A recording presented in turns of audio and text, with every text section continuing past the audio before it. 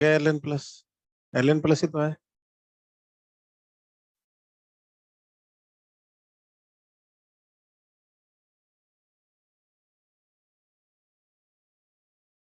हाँ जी, क्या हाल है? चलिए सबसे पहले तो टेस्ट पेपर निकालिए। टेस्ट पेपर लाए। क्वेश्चन नंबर 1, 2,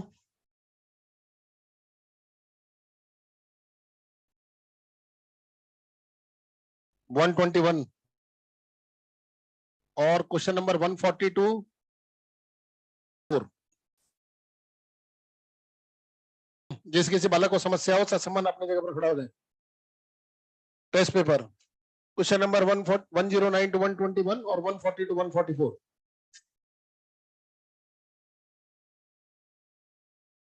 बोलिए।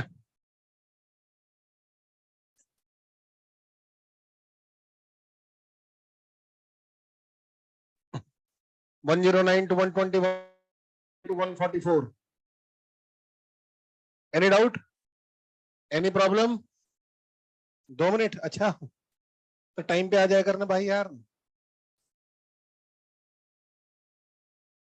मैं पूछ रहा टेस्ट पेपर और बंदा देख रहा मॉड्यूल। इसमें कोई दिक्कत? वेरी गुड, शाबाश, बढ़िया रहा ना पेपर। मैंने तो पहले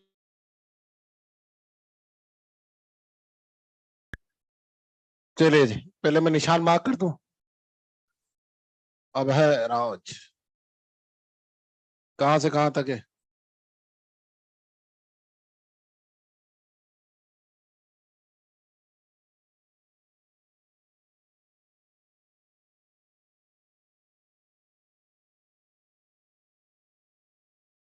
देख लो।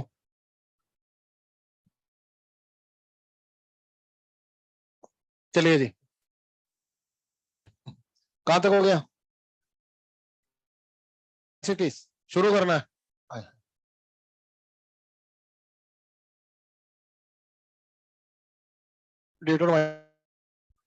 फाइकोमाइसिटीज, एस्कोमाइसिटीज और बेसिडोमाइसिटीज कंप्लीट हो गए थे, हाँ या नहीं?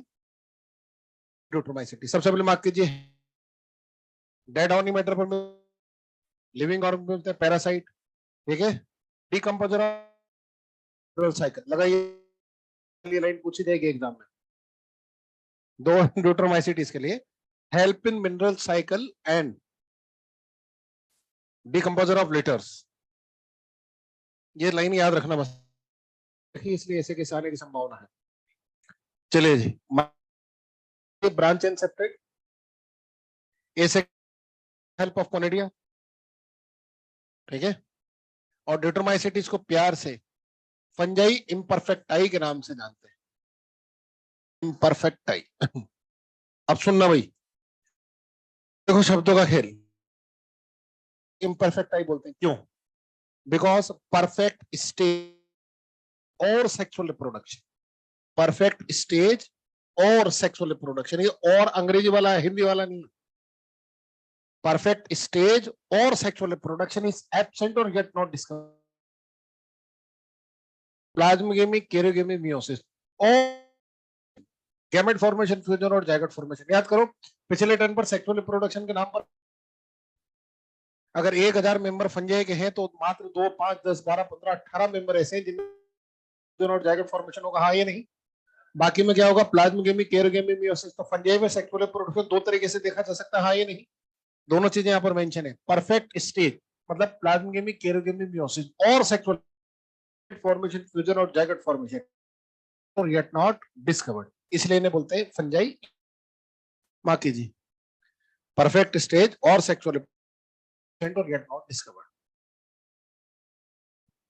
ठीक है, अब बच्चा एक बात बोलता है, आपने बोला sir perfect stage or sexual reproduction is absent और येट नॉट डिस्कवर्ड। तो येट नॉट डिस्कवर्ड की तो कोई टेंशन नहीं, तो कल हमें पता चल जाएगा यूज कर रही है सेक्सुअली। आपने बोला एब्सेंट, क्या कोई फंजाई ऐसी भी है जिसमें सेक्सुअल रिप्रोडक्शन एब्सेंट होता है? एक नहीं, बहुत सारी। नहीं, सीधी सी बात है, तभी इसके अंदर रखा गया। ड्यूट्रोमाइसिटीज का मेन रोल आप समझ लीजिए।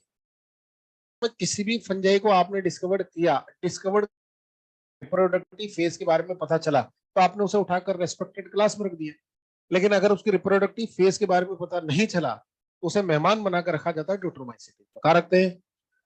और जिस दिन पता चलता है कि इसकी रिप्रोडक्टिव से उठा करके रेस्पेक्टेड क्लास, एनसीईआरटी ने लिखा है कि मेहमान बनाकर रखते हैं ड्यूटरोमाइसिटी, हाँ या नहीं? रिप्रोडक्टिव फेज के बारे में पता चलता है उसे उठाकर एस्कोमाइसिटी या बेसिडोमाइसिटी में रख देते हैं। बचेगा एक छोटा सा क्वेश्चन होता है कि फाइकोमाइसिटी में नहीं, हाँ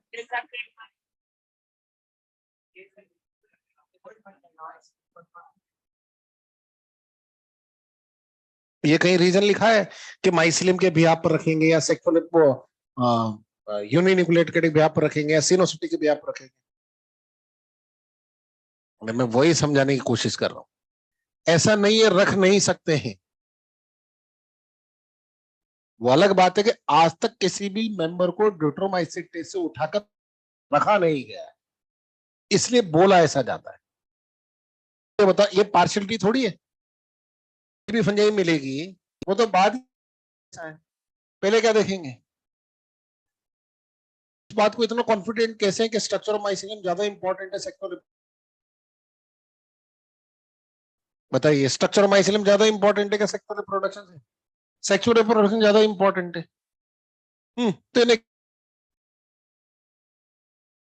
तो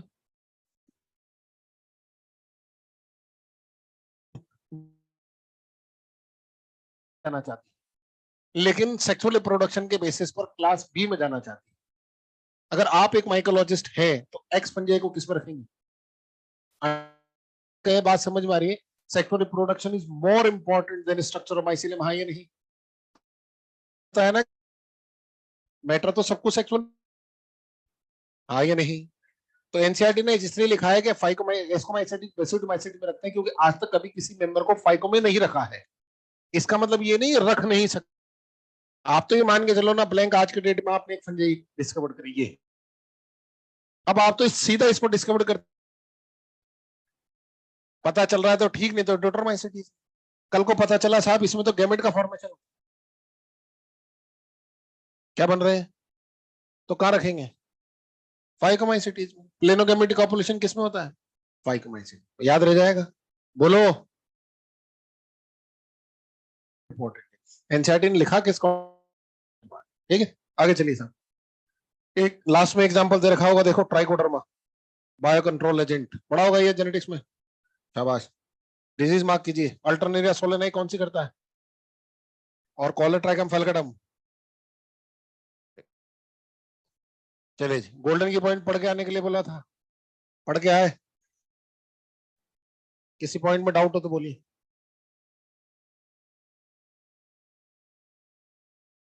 गोल्डन की पॉइंट, किसी पॉइंट में डाउट हो तो बोलिए।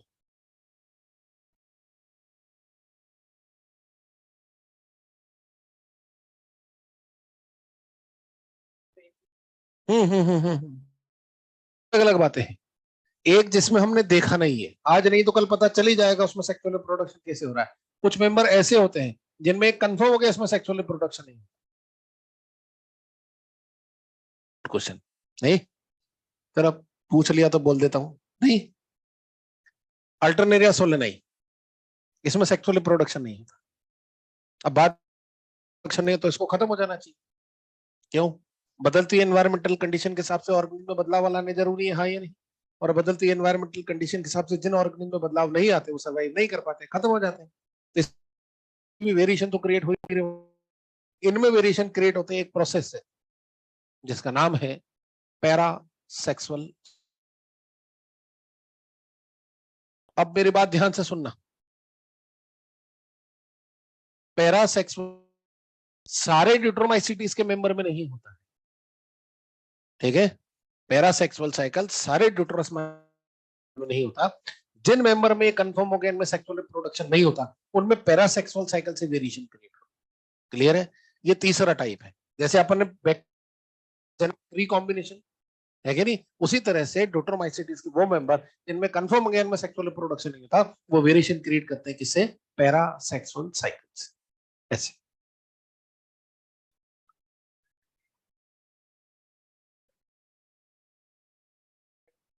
इसको तो false बोलते हैं, false time out। बोलते ही इसको फॉल्स फंजाई क्या लिखा है? गाय को नहीं रखना चाहिए, वो विटेकर का सीधी सी बात है। वैसे प्रोटेस्टेंट में रखना चाहिए था, विटेकर ने बोला नहीं है फंजाई है, फंजाई है। टू किंगडम क्लासिफिकेशन सिस्टम के हिसाब से फंजाई के जैसे कैरेक्टर रखता था, लेकिन फंजाई है नहीं। बहुत सारी चीजें ऐसी, जैसे फंजाई में सेल वॉल होती है, उसमें सेल वॉल नहीं है। हाँ ये और बोलिए। हाँ जी। फंगस के जैसे भी कैरेक्टर है, एनिमल के जैसे भी कैरेक्टर है। फंगस के जैसा कैरेक्टर, एनिमल के जैसा कौन सा कैरेक्टर? सेल वॉल एब्सेंट है, इसलिए फंगस एनिमल बोलते हैं।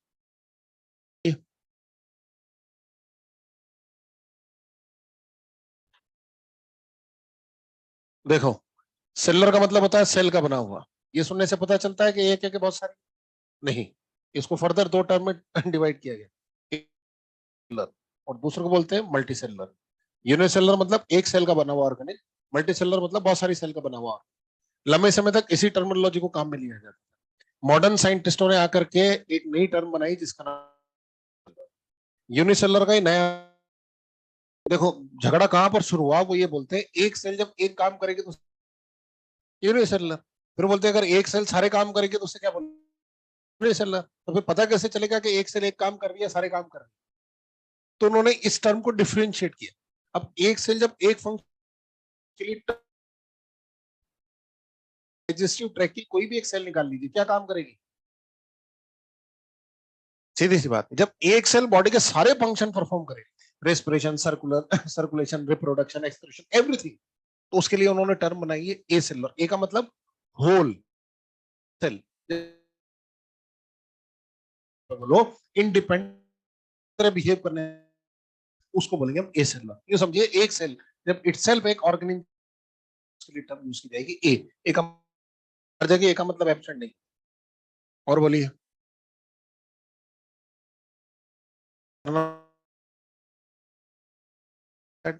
और बोलिए। खत्म। चलिए जी, पढ़ना भैया गोल्डन की point. Beginner box question number 1 to 13। Question number 1 to 13। Number 1 और beginner box question number 1। Question number 1 to 13 2 to 13 3। खत्म। लो, एक्सरसाइज सोल्व करके लाने के लिए बोला था।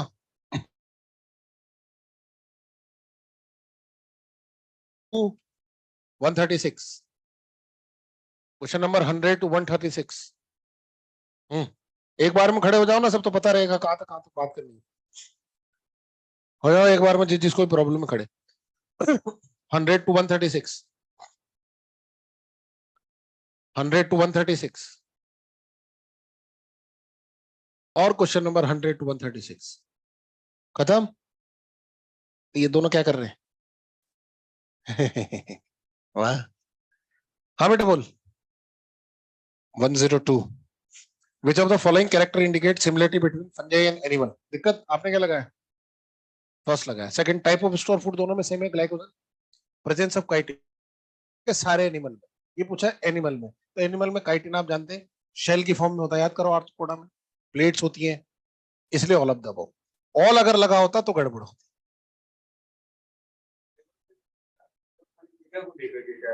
किसी भी एनिमल को, group of animal, it is not name of individual, it is name of group. आपने उसको किंगडम की फॉर्म में एनिमेलिया बोल दिया, बाकी बेसिकली है तो वो ग्रुप का नाम ना। हाँ बच्चे।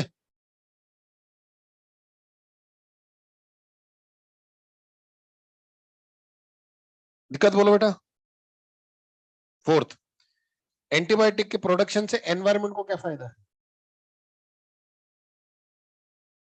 क्वेश्चन में पूछा इकोलॉजिकल इंपॉर्टेंट, इकोनॉमिक इंपॉर्टेंट नहीं पूछा। इकोनॉमिक इंपॉर्टेंट पूछते तो पहला जाता, दूसरा जाता। इकोलॉजिकल इंपॉर्टेंट वो काम जिसे एनवायरमेंट को बेनिफिट होता है, और एनवायरमेंट बेनिफिट किसे? Function like a decomposing. हाँ बेटा। 127। Which of the following form class? Deuteromycetes को फॉर्म क्लास बोलते हैं, ध्यान रखना। ठीक है, फॉर्म क्लास मतलब आर्टिफिशियल क्लास, हमारे जरिए बनाई गई क्लास, वो क्लास जिसका एवोल्यूशन से कोई लेना देना नहीं। ठीक है, चलिए जी साहब, किंगडम प्लांटी। अभी बिना काम एक लेक्चर पूरा खराब होएगा, है कि नहीं? तो ये जो छुटपुट चीजें है ना, वायरस लाइकेन माइक्रोएगा, इनको अपन बीच बीच में ऐड ऑन करते रहेंगे। नहीं तो ये देखो, वही कह रहा हूँ ना, खाना खाना है, लेकिन एक बार में बैठ के खाएंगे तो खाना फ्रूटफुल होगा ना। ऐसे थोड़ी एक पुड़ी अभी खा ली, फिर आधे घंटे बाद में खीर खा ली, फिर आधे घंटे बाद में सब्जी खा ली। उससे तो बढ़िया है पूरा मील एक साथ लेते हैं, डेजर्ट बाद। अभी देखो, प्लानिंग आपको देता हूँ। आज एल की पढ़ेंगे, पूरी होगी तभी जाएंगे। बड़ी नहीं है, तुमको ऐसा लग रहा है। ठीक है, अगले लेक्चर में पढ़ेंगे ब्रायोफाइट, उसके अगले लेक्चर में टेरिडोफाइट, उसके अगले लेक्चर में जिम्नोस्पर्म। ठीक है, अरे पेज मत गिनो, मैं चाहता तो आधे पेज में भी कर करके दे सकता था। 2 पेज तो डायग्राम में खत्म हो रखे हैं इसके अंदर, और तुम पेज गिन रहे हो। हम्म। अच्छा, एनसीईआरटी पढ़ा तुम, वो तो 2 पेज में ही है, उसी को तो खोल के लिखा है और क्या करा है, खुला खुला दिखता है। हाँ हाँ, बच्चे को फील गुड आना चाहिए, इंपॉर्टेंट। 4 लेक्चर में डाइवर्सिटी आपकी कंप्लीट है, 5वां लेक्चर मैंने रोक लिया है। इस 5वें लेक्चर के अंदर अपन क्या करेंगे, virus, lichen, mycorrhiza, NCERT chapter number 1, 2, 3 discussion, और एक्सरसाइज 2 और 3 की बात करें। वो भी तो काम होना चाहिए ना भाई। तो ये डेडलाइन आपके पास में है, ये लेक्चर आखिरी, वो बात की बात है। क्लियर है? एक्सरसाइज 2 सॉल्व करना शुरू किया, 2 और 3 सॉल्व करना शुरू कीजिए, और रिमेनिंग अब प्लांटी शुरू हो गया है। आज से तो हर लेक्चर के बाद में प्लांटी क्वेश्चन ढूंढ ढूंढ के करिए। एक्सरसाइज 2 और 3 सॉल्व करना बहुत जरूरी है। मैं क्या पढ़ा रहा हूं, इस बात को इवेलुएट आप सिर्फ एक्सरसाइज 2 और 3 से कर सकते हैं। देखो, मजा तब है जब मैं पढ़ाऊं, कोई और पूछे और आपका जवाब सही। ये ट्राइंगल सही होना चाहिए, दुनिया की सबसे मजबूत चीज होती है ट्राइंगल। क्लियर है? यहां मैं हूं, यहां आप हैं, और यहां पर एग्जामिनर है। ठीक है, जो मैंने पढ़ाया है वो आपसे आपका एग्जामिनर पूछेगा, और चीजें सही होनी चाहिए, तब मजा तब है। मैं पढ़ाऊं और मैं ही पूछूं, कोई मतलब नहीं, ये एक आर्म ही मजबूत रहेगा। जबकि मजबूत क्या करना है, ये वाला आर्म मजबूत करना, काम तो ये चलेगा। और उसकी मेंटेलिटी को मैं अच्छे से समझता हूँ। हो गए मजबूत? भाई होना ही यही है ना, मैंने पढ़ाया, किसी और ने पूछा और आपका जवाब था, अब ये कैसे पता चलेगा कि यार ये जो पढ़ा रहा सही पढ़ा रहा कि गलत पढ़ा रहा है? तो एक्सरसाइज 2 और 3 100% ओरिएंटेड, एग्जाम बेस्ड। किसी थर्ड पर्सन ने क्वेश्चन पूछे, मैंने नहीं पूछे। मैं पूछूंगा तो सारे नंबर आएंगे, वो पूछेगा तब सारे क्वेश्चन सही होने चाहिए। आप अच्छे बच्चे हो, इसलिए आपको एक सलाह देता हूँ, ये मत ढूंढिए आंसर क्या है, ये ढूंढिए बाकी 3 स्टेटमेंट या 3 ऑप्शन किस चीज को इंडिकेट कर रहे हैं, तो एक्सरसाइज सॉल्व करने का मतलब। क्लियर है? इस वे में ध्यान रख करके क्वेश्चन सॉल्व किया। ठीक है, मुझे बड़ा अच्छा लगा, सुबह मैंने डिस्कशन किया, मेरे से एक चीज पूछ गई, सर क्वेश्चन समझ में आया और आंसर समझ में आया, लेकिन इसके अंदर एक ऑप्शन है मेरे को समझ में नहीं आया। तो मुझे खुशी हुई कि हाँ, आप उस अप्रोच पर जाकर के एक्सरसाइज के क्वेश्चन सॉल्व करेंगे तो ज्यादा कंफर्टेबल। ठीक है, तो क्वेश्चन तो सॉल्व करना ही है, आंसर निकालना ही है, बाकी 3 ऑप्शन के बारे में भी इंफॉर्मेशन आपके दिमाग में क्लिक करनी चाहिए, एटलीस्ट आप उसको टच तो करें कि होता क्या है। भैया आपको पता है कि इसका आंसर प्रोटोनिमा है, लेकिन अगर ऑप्शन में प्रोथेलस दे रखा है तो पता होना चाहिए प्रोथेलस क्या होता है, ऑप्शन में थेलस दे रखा है तो पता होना चाहिए थेलस क्या होता है, ऑप्शन में माइसिलियम दे रखा है तो पता होना चाहिए माइसिलियम क्या होता है। वो रियलिस्टिक वे में पीवाईक्यू सॉल्व करने का सही तरीका है। एक क्वेश्चन के साथ में 4 इंफॉर्मेशन एसोसिएटेड है, एक क्वेश्चन और रिमेनिंग 3 ऑप्शन, वो सही मायने में उसका रिवीजन है। ठीक है, आ जाओ। Kingdom Plantae, all multicellular eukaryotic autotrophs are placed in kingdom plant। ठीक है साहब, विटेकर का चौथा किंगडम और मेरे जरिए पढ़ाया जाने वाला आखिरी किंगडम। ठीक है, पहला पढ़ा था मोनेरा, ऑल प्रोकैरियोट्स, दूसरा पढ़ा प्रोटिस्टा, ऑल यूनिसेलुलर यूकैरियोट, तीसरा पढ़ा fungi, all multicellular eukaryotic heterotroph, और चौथा पढ़ रहे plantae, all multicellular eukaryotic autotroph. 5वां एनिमल है जो आप पढ़ चुके। ठीक है साहब, विटेकर ने किंगडम प्लांटी को 5 ग्रुप में डिवाइड किया, जिनके नाम थे एल्गी, ब्रायो, टेरिडो, जिम्नो, एंजियो, जिनमें हम सिर्फ आपको 4 टॉपिक के बारे में बात करेंगे, एल्गी, ब्रायो, टेरिडो और जिम्नो। एंजियोस्पर्म आप ऑलरेडी पढ़ चुके हैं, हाँ या नहीं? अपन सबसे पहले शुरू करें किसको, algae. Algae algae term propose by, algae word किसने दिया? लीनियस। लीनियस ने एल्गी किसको कहा? जिन ऑर्गेनिज्म ने इस अर्थ पर इनिशियली ऑक्सीजनिक फोटोसिंथेसिस किया उन सबको उसने बोला एल्गी। ठीक है, अब देखो यहां से एक पॉइंट शुरू होता है, वो समझिए बात। आर.एच. विटेकर ने एल्गी को कितने किंगडम में रखा? हाँ, एक पक्का। सही जवाब है 3। मोनेरा में ब्लू ग्रीन एल्गी, प्रोटेस्टा में डाइनोफ्लैजेलेट डाइटम्स, और आर.एच. विटेकर की बात कर रहा हूं, और प्लांटी के अंदर ये आप पढ़िए। ठीक है, ये है एक नॉर्मल बच्चे को समझाने का टास्क। एक अच्छे बच्चे को समझाने का तरीका बताता हूं। आर.एच. विटेकर के 5 किंगडम क्लासिफिकेशन सिस्टम में एल्गी टर्म को सेटिस्फाइड ही नहीं किया गया। देखो समझना बात को, उसने एल्गी करके कोई ग्रुप माना ही नहीं। अगर आर.एच. विटेकर एल्गी करके कोई ग्रुप मानता तो सारी एल्गी एक साथ रखता कि नहीं रखता? सोच के देखो, उसने ब्रायोफाइटा को माना एक साथ रखा, टेरिडो को माना एक साथ रखा, जिम्नो को माना एक साथ रखा, उसने एल्गी करके कोई ग्रुप ही नहीं माना। इसलिए उसने एल्गी को 3 अलग अलग किंगडम के अंदर प्लेस किया। तो मैं ये कहूं कि आर.एच. विटेकर के 5 किंगडम क्लासिफिकेशन सिस्टम में एल्गी टर्म को सेटिस्फाइड नहीं किया गया। सही है गलत? ध्यान रखना, क्योंकि उसने एल्गी टर्म को 3 किंगडम में डाला। मोनेरा के अंदर ब्लू ग्रीन एल्गी, प्रोटेस्टा के अंदर golden algae, golden brown algae, और प्लांटी के अंदर तो एल्गी है ही सही। ठीक है, तो हम यहाँ पर अब बात कर रहे हैं उस एल्गी की जिसमें हम 3 ग्रुप ऑफ ऑर्गेनिज्म के बारे में बात करेंगे, जिनका नाम है क्लोरोफाइसी, फियोफाइसी और रोडोफाइसी। क्लियर है? बाकी हम पढ़ चुके। सबसे लेटेस्ट क्लासिफिकेशन, सबसे अच्छा क्लासिफिकेशन माना जाता है वो है चैपमैन एंड चैपमैन का, जो अभी दिया गया रिसेंटली 1973 के अंदर। उन्होंने एल्गी को 12 ग्रुप में डिवाइड किया था on the basis of colour. ठीक है, जितना आप पढ़ते हैं ना, इसमें भी और डिफरेंट शेड निकलते। आप तो क्या पढ़ते हो? ग्रीन, ब्राउन और रेड। बहुत सारे शेड होते हैं, yellow brown, yellow green, blue green, इस तरह से 12 शेड होते हैं। साइंटिस्ट तो बड़े परेशान हो गए बेचारे। तो फाइनली मॉडर्न माइकोलॉजिस्ट फाइकोलॉजिस्ट ने क्या किया? तो 3 ग्रुप बना के छोड़ दिए। कौन कौन से? ये बेस एल्गी के पिगमेंट से, और बाकी पिगमेंट में शेड बदलेंगे जिसकी वजह से इनके अलग अलग कलर के ग्रुप आएंगे। तो सारे मिलाकर के अपन 3 कर दिया। अब अपन 3 के बारे में बात करें। अब अपन यहां से शुरू कर रहे हैं वो टर्म जिसको आप एल्गी बोलते हैं। मैंने एल्गी की हिस्ट्री आपको बता दी सारी। क्लियर है? एल्गी टर्म को आर.एच. विटेकर ने सेटिस्फाइड नहीं किया।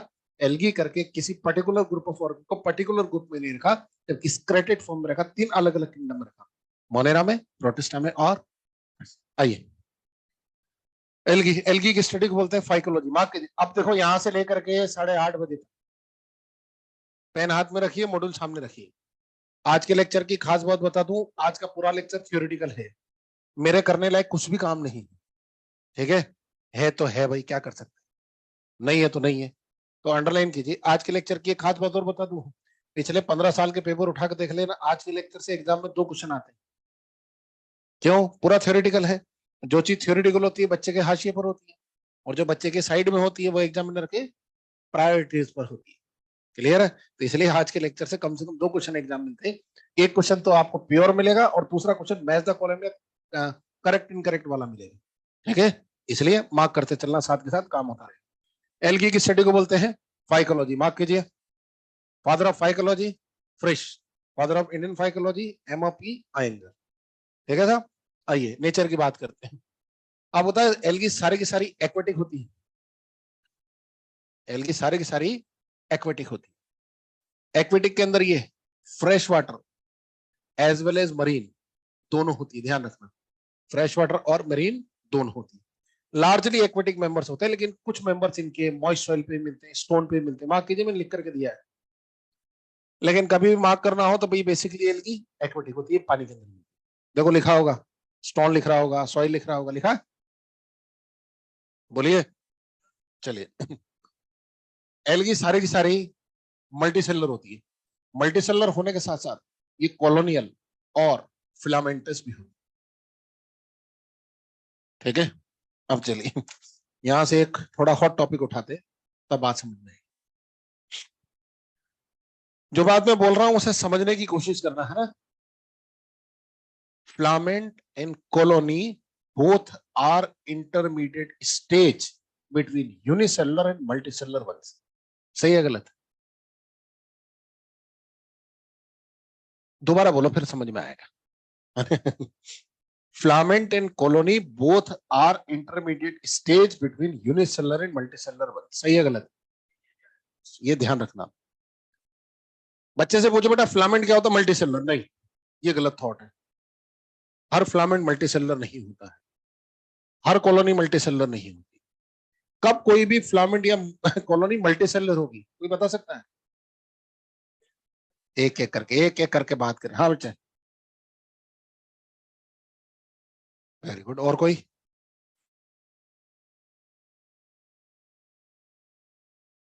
और कोई?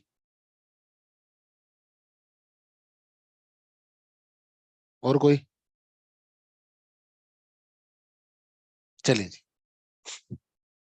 हर फिलामेंट और कॉलोनी मल्टीसेलुलर नहीं, पहली बात तो ये ध्यान। कब कोई भी फिलामेंट और कॉलोनी मल्टीसेलुलर होगी, जब उसमें दो चीजें हो। पहला प्लाज्मोडेस्माटा कनेक्शन और दूसरा डिवीजन ऑफ लेबर। जब तक ये दो चीजें नहीं होगी, कोई भी फिलामेंट या कॉलोनी मल्टीसेलुलर कंसिडर नहीं। आप ये मान के चलिए एकदम से आदमी उड़ना नहीं शुरू हो गया। पड़ा होगा ना बचपन में, पहले हम रेंग के चलते थे, नहीं ऐसे ऐसे ऐसे ऐसे करके फिर ऐसे खड़े होकर चलते। सेम प्रोसीजर इधर है। पहले सिंगल सेल थी, फिर ये सिंगल सेल एग्रीगेट हुआ होगा, पास पास आई हो, उसके पास पास आने के बाद ही तो मल्टीसेलुलर बनी हुई। आई नहीं? तो सीधी सी बात है, इस पास पास आने को ही बोलते हैं फिलामेंट और कॉलोनी। तो हर फिलामेंट और कॉलोनी मल्टीसेलुलर नहीं होती है। जब तक फिलामेंट और कॉलोनी में प्लाज्मोडेस्माटा कनेक्शन और डिवीजन नहीं हो, तब तक आप उसे मल्टीसेलुलर नहीं करेंगे। और साइंटिस्टों ने ये टर्म सबसे पहले यूज करी कहां पर? यूलोथ्रिक्स के। यूलोथ्रिक्स के फिलामेंट को साइंटिस्टों ने पहली बार मल्टीसेलुलर फिलामेंटस बोला। तो जो कॉलोनी या फिलामेंट मल्टीसेलुलर होगा, उसके लिए मेंशन किया जाएगा कि मल्टीसेलुलर फिलामेंटस है, मल्टीसेलुलर कॉलोनी है। आप अपनी तरफ से किसी भी फिलामेंट को मल्टीसेलुलर कंसीडर करने की जरूरत नहीं है। नॉस्टॉक एनाबेना फिलामेंटस होते हैं, क्या ये मल्टीसेलुलर है? नहीं। सेल्स एक के ऊपर एक के ऊपर स्टैक्स फॉर्म में रखी हुई। ठीक है। यूलोथ्रिक्स में सबसे पहले साइंटिस्ट ने दोनों चीजें देखी, प्लाज्मोडेस्माटा कनेक्शन और division of labour. Division of labour कैसे देखा? देखो, याद करो, यूलोथ्रिक्स के फिलामेंट ऐसा होता है। ठीक है। नीचे की तरफ ऐसी फिंगर लाइक स्ट्रक्चर होती है, इसको बोलते हैं होल्ड फास्ट। क्या बोलते हैं? ये इनको चिपका के रखने में काम करते हैं। ठीक है। खास बात ये जो होल्ड फास्ट होता है, ये होल्ड फास्ट फोटोसिंथेसिस नहीं करता, फिलामेंट को सीधा होल्ड करके रखता है। ये सारी सेल फोटोसिंथेसिस करती है, तो ये सारी की सारी सेल इसे खाना देती, और ये इन्हें सीधा खड़ा। अब सीधा खड़ा रहने की क्या जरूरत है? नहीं, समझिए क्या? देखिए, ये सॉइल है, यूलोथ्रिक्स का फिलामेंट पड़ा था ऐसे, यहां पर बनती है स्पोरेंजिया। ये स्पोरेंजिया बस्ट हुई, स्पोर सारे यहीं गिर गए। हर तरह का कंपटीशन हुआ, फूड को लेकर के, स्पेस को लेकर के, सर्वाइवल को लेकर के। हाँ या नहीं? होल्डफास्ट ने क्या किया? इस फिलामेंट को सीधा कर दिया। स्पोरेंजिया अभी भी यही बन रही है, लेकिन जब ये स्पोरेंजिया बस्ट होगी तो स्पोर उड़ता हुआ दूर तक जाएगा। हाँ या नहीं? तो सीधी सी बात है, कंपटीशन कम होगा, फूड को लेकर के, स्पेस को लेकर के, सर्वाइवल को लेकर के। हाँ या नहीं? और स्पेशली दूर तक स्प्रेड हो। ये था पहला डिवीजन ऑफ लेबर जो साइंटिस्ट ने देखा, किसके अंदर? यूलोथ्रिक्स में। तो हर फिलामेंट और कॉलोनी मल्टीसेलुलर नहीं होते हैं। जो फिलामेंट और कॉलोनी मल्टीसेलुलर होती है, उसके लिए मेंशन किया जाता है मल्टीसेलुलर फिलामेंटस या फिलामेंटस मल्टीसेलुलर। क्लियर है? चलिए आगे बढ़िए। दूसरा, इनके चारों तरफ म्यूसिलेजिनस लेयर होती है। आप में से कोई बताएगा इस म्यूसिलेजिनस लेयर का क्या काम है? शाबाश, प्रोटेक्शन। Protection from water. जितनी भी एक्वेटिक लाइफ होती है, सारी एक्वेटिक लाइफ के पास कुछ ना कुछ ऐसा जरूर होता है जो उन्हें पानी में सड़ने गलने से बचाता है। कोई थिक वॉल रखता है, कोई क्यूटिकल रखता है, कोई वैक्स रखता है। ये अपने चारों तरफ क्या रखते हैं? म्यूसिलेजिनस लेयर, जो इन्हें प्रोटेक्शन प्रोवाइड कराने का काम करता है। सेल वॉल की बात करें तो इनकी cell wall cellulose plus pectin की बनी हुई। मार्क कीजिए साहब, सेल्यूलोज प्लस पेक्टिन की बनी हुई। अब देखो, डाइवर्सिटी वाले टीचर के हिसाब से तो cell wall cellulose plus pectin की बनी हुई, लेकिन अगर सेल बायोलॉजी के पॉइंट ऑफ व्यू से देखें तो यही cell wall cellulose plus galactans mannans और मिनरल लाइक कैल्शियम कार्बोनेट की बनी थी। मार्क कीजिए।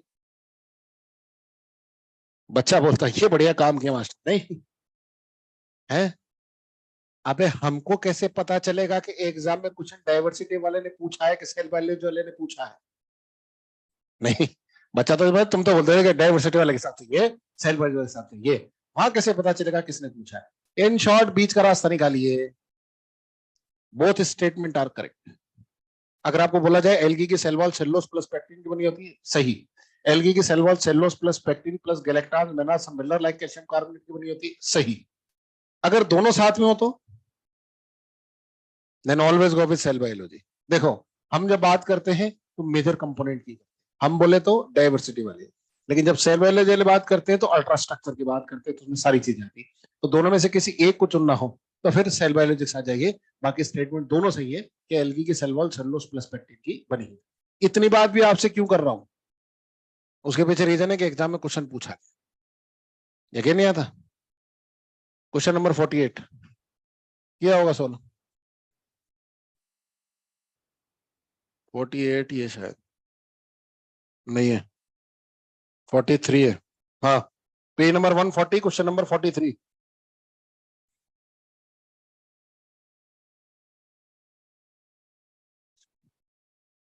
हाँ सेकंड जा रहा है पक्का, वेरी गुड, बहुत अच्छी बात है अगर सेकंड जा रहा है तो, जा रहा है ना। लेकिन आपको ध्यान करता है जब ये क्वेश्चन आया था मैक्सिमम बच्चों ने इसमें आंसर फर्स्ट लगाया था। अरे कोई ऐसे कह सकता है कि प्लांट में हेमिसेलुलोज नहीं होती, जनरलाइज थॉट है ना भाई, प्लांट की सेल वॉल में क्या होता है, सेलुलोज हेमिसेलुलोज पेक्टिन। अरे नॉर्मल परसेप्शन देखो यही है ना, एल्गी का पूछा स्पेशली, और ये क्वेश्चन कहां से इंस्पायर है वो भी बता देता हूँ, इसलिए इतना जोर देकर के बोला और समझाया आपको, ठीक है। एनसीईआरटी खोलिए पेज नंबर 132,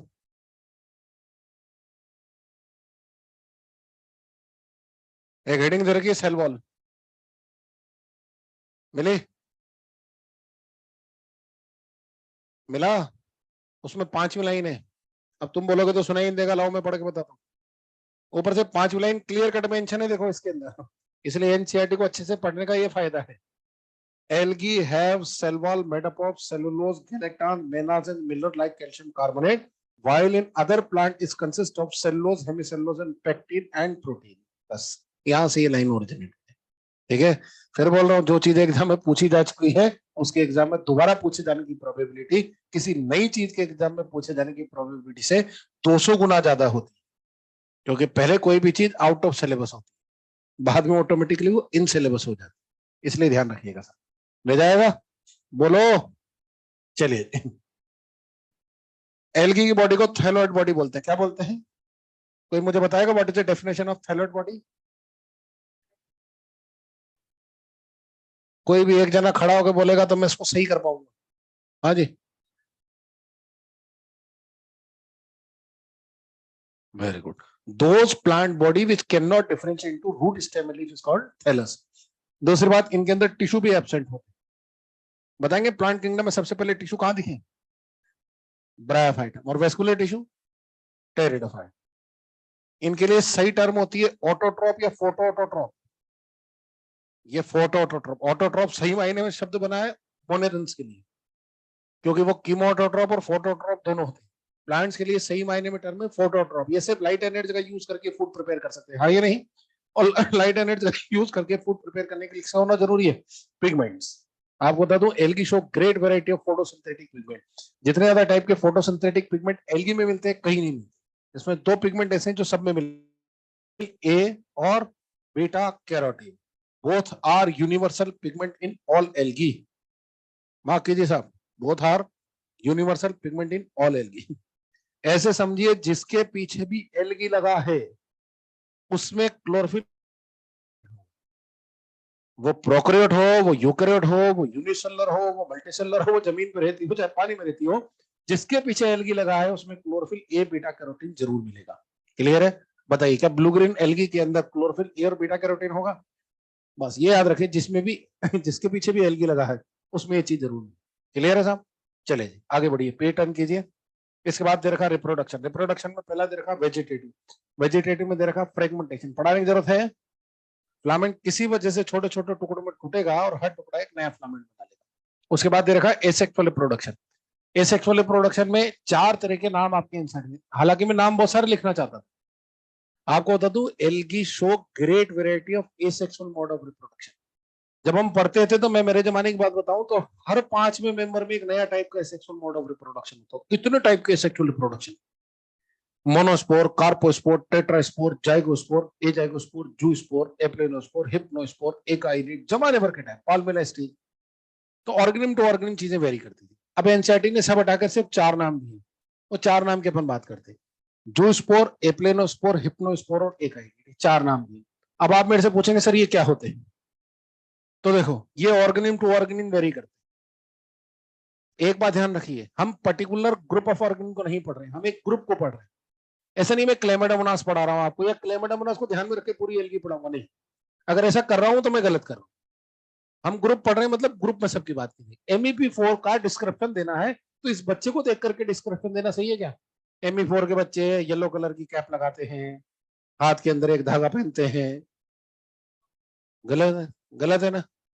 MEP4 का डिस्क्रिप्शन देना होगा तो मेरे को डाइवर्स होकर के बात करनी पड़ेगी कि MEP4 के बच्चे एलएन की यूनिफॉर्म में आते हैं, कुछ लोग एलएन की टी शर्ट पहन कर भी आते हैं, कुछ बच्चे स्पेक्स लगाते हैं, कुछ बच्चे स्पेक्स नहीं लगाते, कुछ दूसरे बैच के बच्चे भी इस बैच में आकर के बैठ जाते हैं। ये ओवरऑल डिस्क्रिप्शन सही हुआ, हाँ या नहीं? बोलो।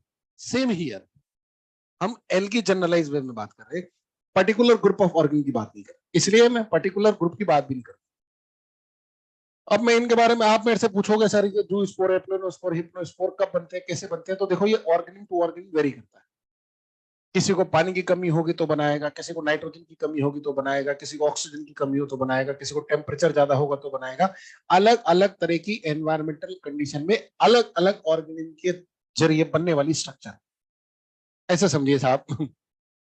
सर्दी पड़नी शुरू होगी अभी, नहीं तो कोई जैकेट पहनेगा, कोई स्वेटर पहनेगा, कोई शॉल ओढ़ेगा, कोई क्या नाम से वो इनर वेयर पहनेगा, कुछ आग जला करके बैठेंगे, कुछ अपने आप को गर्म रखने के लिए चीजें काम में लेंगे। ये अलग अलग टेम्परेचर में काम आने वाली चीजें हैं, नहीं?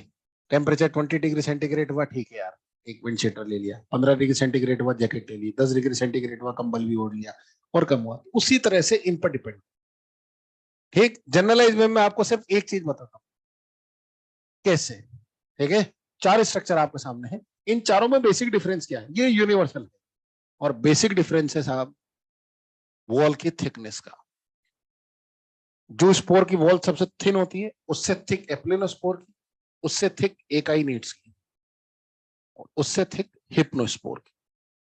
बस ये याद रखिए साहब, इन चारों स्ट्रक्चर में फर्क है सिर्फ सेल वॉल की थिकनेस का। ये वॉल की थिकनेस है, ठीक है? इससे ज्यादा अपन आगे बढ़ेंगे तो अपने को स्पेसिफिक होना पड़ेगा ऑर्गेनिज्म। बस बेसिक याद रहा, इसकी वॉल सबसे थिन है, उससे थिक, उससे थिक और उससे थिक। तो हाईली एक्सट्रीम सिचुएशन में कौन सी स्ट्रक्चर बनेगी? हिप्नोस्पोर। फेवरेबल कंडीशन में कौन बनता है? थिन वॉल होती है। बस ये काम की चीजें, इसे याद रखिए, ठीक? बाकी तो ऑर्गेनिज्म टू ऑर्गेनिज्म चीजें वेरी करती चली जाएगी। ठीक है साहब, अब आगे चलते हैं साहब। अब बात करते हैं सेक्सुअल रिप्रोडक्शन। मिटा दू इसको, है ना? आ जाओ, सेक्सुअल रिप्रोडक्शन।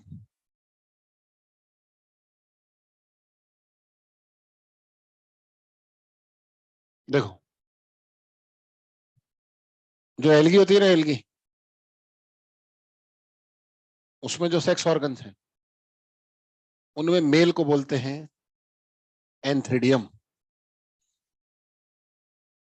और फीमेल को बोलते हैं ओगोनियम। और ये दोनों के दोनों जो होते हैं वो यूनिसेलुलर एंड नॉन जैकेटेड या जैकेटलेस होते हैं। ध्यान रखें, नॉन जैकेटेड एंड जैकेटलेस। कैसे? ऐसे, ठीक है? एल्गी में एक एक्सेप्शन है जिसका नाम है, हाँ, जिसके दिमाग में जो होगा वो वही बोलेगा उसमें क्या। आप बताइए क्या है? इसको बोलते हैं इमोशनल अत्याचार सीजन 2। ठीक है, ये क्या है? कारा। कारा में जो सेक्स ऑर्गन्स होते हैं उनमें मेल सेक्स ऑर्गन को बोलते हैं ग्लोब्यूल, और फीमेल सेक्स ऑर्गन को बोलते हैं न्यूक्लियोल।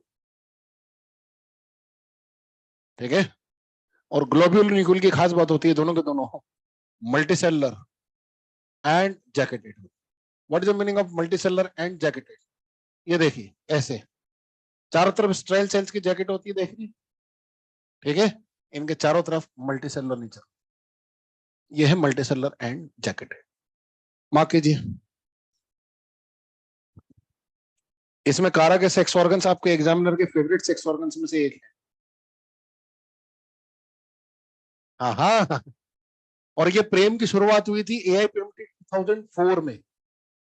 क्लियर है? AIPMT 2004 में आपको याद है सब्जेक्टिव हुआ था 2004 में। AIPMT 2 स्टेज में होती थी, प्रीलिम्स और मेंस, और मेन जो होता था वो सब्जेक्टिव होता था, वहां से शुरू हुआ साहब। AIPMT 2004 में एग्जामिनर ने 1 नंबर में क्वेश्चन पूछा, कारा के मेल सेक्स ऑर्गन को बोलते हैं, बोलिए। AIPMT 2005 मेंस में फिर 1 नंबर में क्वेश्चन पूछा गया, कारा के फीमेल सेक्स ऑर्गन को बोलते हैं। AIPMT 2006 मेंस में फिर 1 नंबर में क्वेश्चन पूछा गया कि ग्लोब्यूल और न्यूक्लियस किसके सेक्स ऑर्गन है।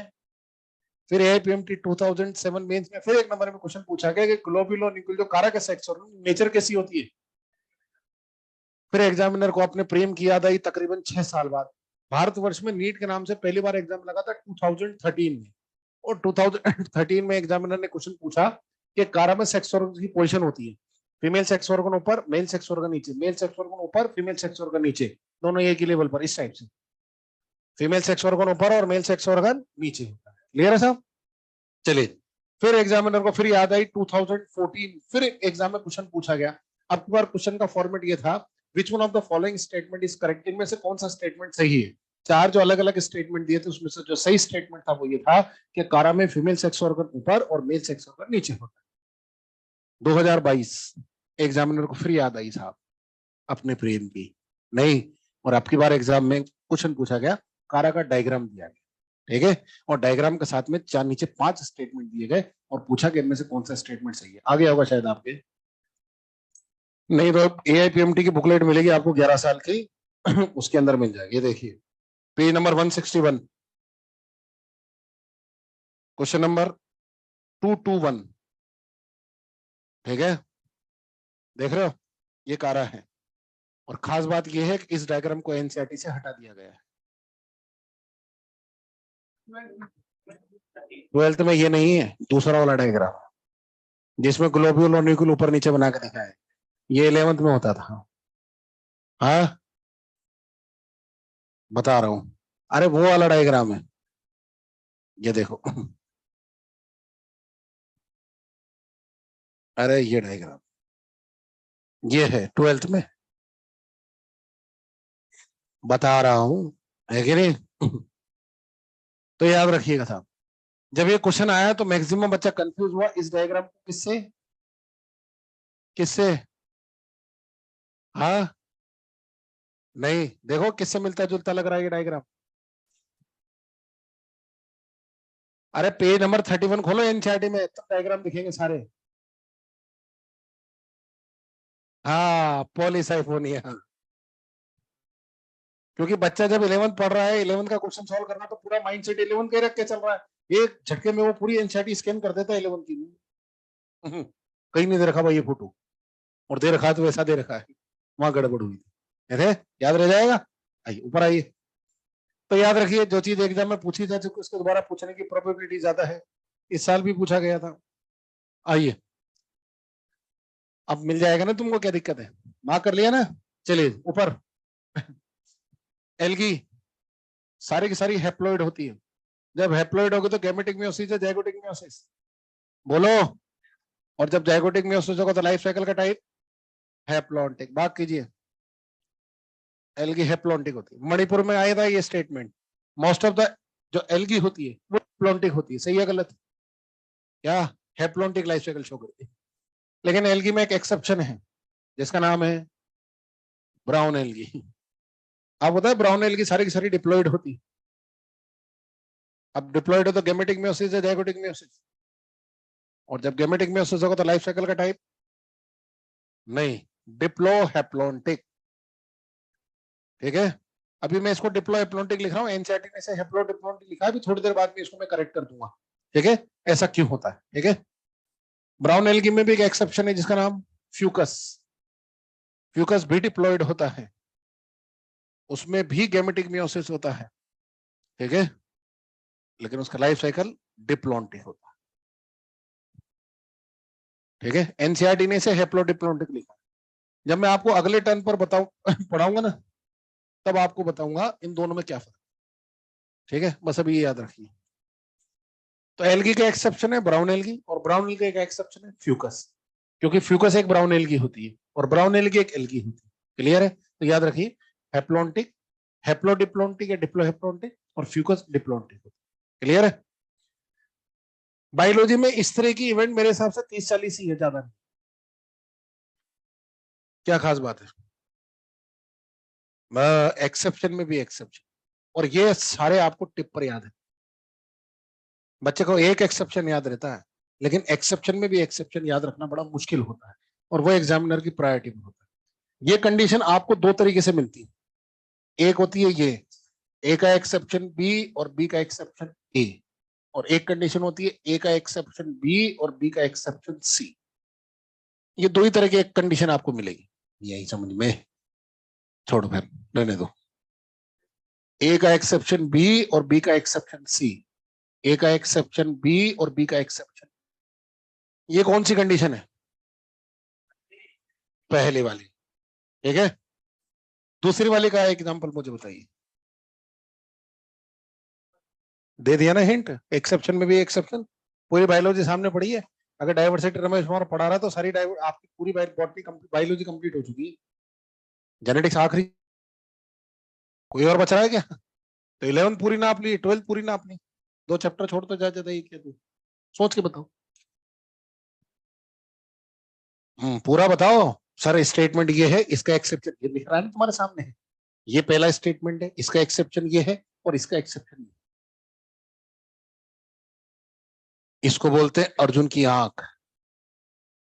वही देखना चाहिए जो दिखना चाहिए, या तो मछली की आंख दिखे या फिर चिड़िया की आंख दिखे। दो ही आंख काम की थी ना उसकी। पहली मछली की आंख से तो घराली लेकर के आया है, और चिड़िया की आंख से गुरु की नजरों में ऊपर हो गया कि नहीं तेरे को मैं सिखाऊंगा साहब। इसके चक्कर में तो एकलव्य का अंगूठा मांग लिया कि नहीं यार, ये डिजर्विंग कैंडिडेट अकेला थोड़ी है। ऐसा मैंने टीम में देखा। नहीं याद आया, वही मैं ही बताऊं। जिम्नोस्पर्म के अंदर आर की गुनिया होती है, हाँ या नहीं? इसका एक्सेप्शन है नीटेल्स। नीटेल्स में आर की गुनिया नहीं होती है, और नीटेल्स का एक्सेप्शन है इफिड्रा, इसमें आर की गुनिया होती है। यकीन ना हो देखो, जिम्नोस्पर्म खोलो।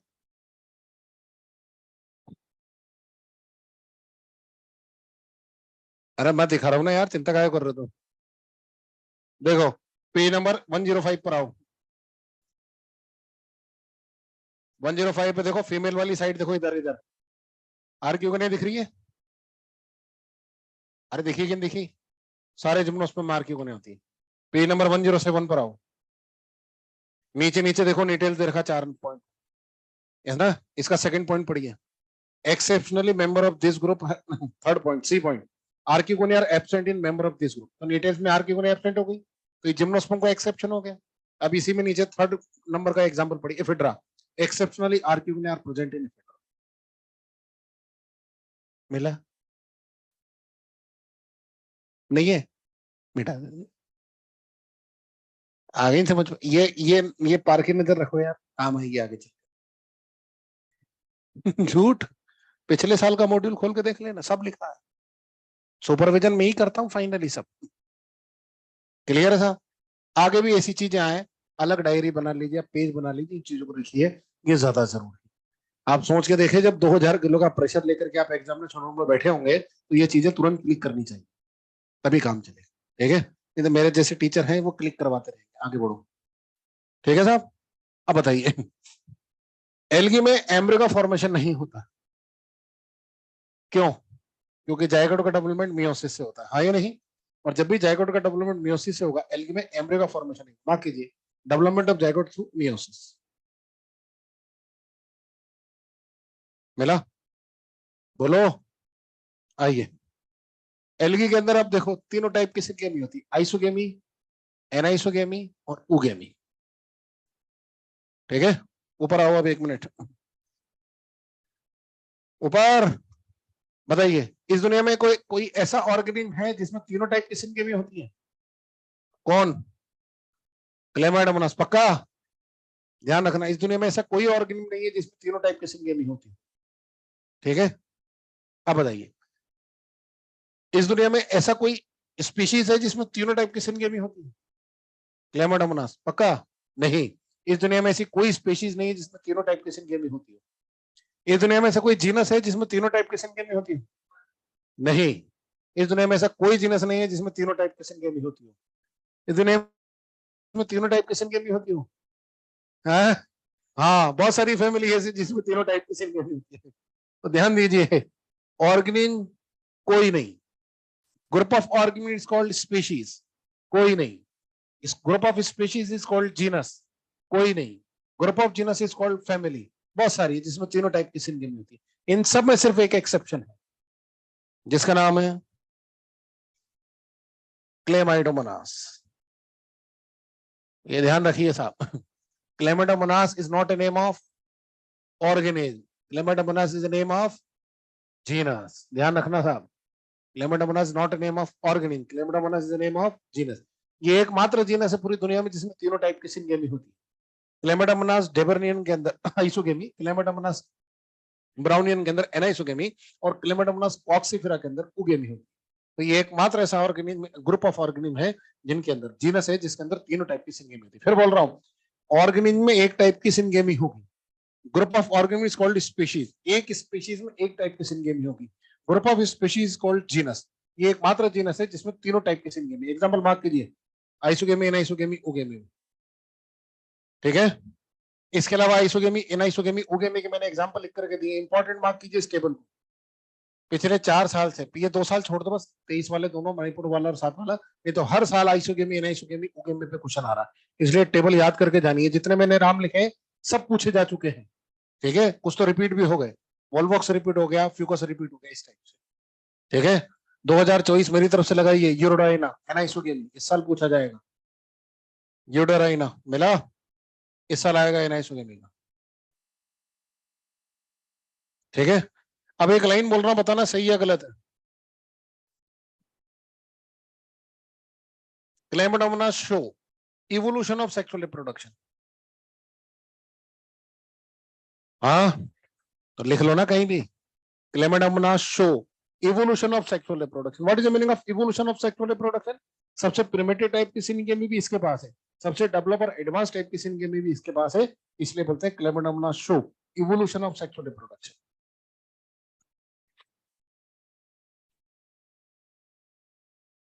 Chlamydomonas show evolution of sexual reproduction, क्योंकि सबसे प्रिमिटिव टाइप की सिंगेमी भी इनके पास में, सबसे डेवलप और एडवांस टाइप की सिंगेमी भी इनके पास है।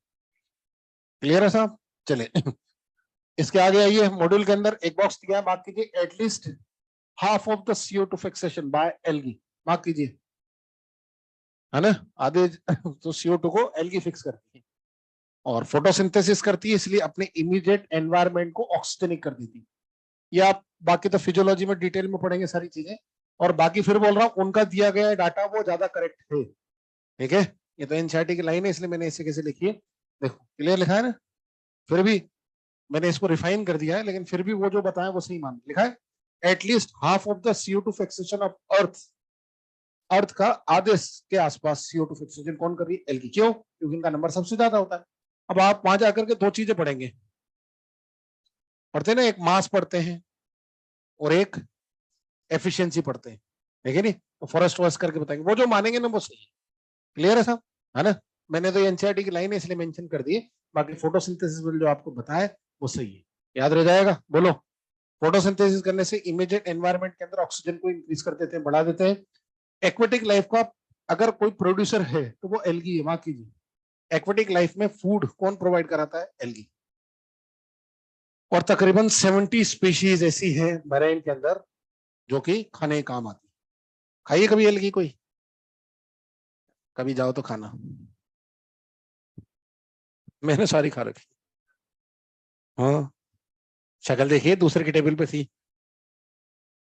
आ जाओ, पिछले टर्न में हमने फंजाई पढ़ी थी, याद है? फंजाई को किस भी आप डिफरेंट ग्रुप में डिवाइड किया गया था, स्ट्रक्चर ऑफ माइसेलियम और सेक्सुअल रिप्रोडक्शन। इसी तरह से एल्गी को किस भी आप डिफरेंट ग्रुप में डिवाइड किया गया। तो देखिए, पिगमेंट्स, सेल वॉल कंपोजिशन और स्टोर फूड। इस ब्याप पर हमने इनको 3 मेजर ग्रुप में डिवाइड किया, क्लोरो, फियो और रोडो। ठीक है, अब देखो मैंने क्लोरो लिख के छोड़ दिया, इसके पीछे जैसा सफिक्स लगाओगे वैसी टेक्सोनोमी कैटेगरी आपके सामने होगी। फाइटा लगा तो प्लांट। फाइटा किसका सफिक्स होता है, भूल गए ना? पहले वाले 6 लेक्चर अब काम आने शुरू होंगे, लेकिन इतनी जल्दी भूल गया, अभी तो मैं गया भी नहीं। डिवीजन, ठीक है, एल्स, ऑर्डर, फाइसी, फैमिली, एसी।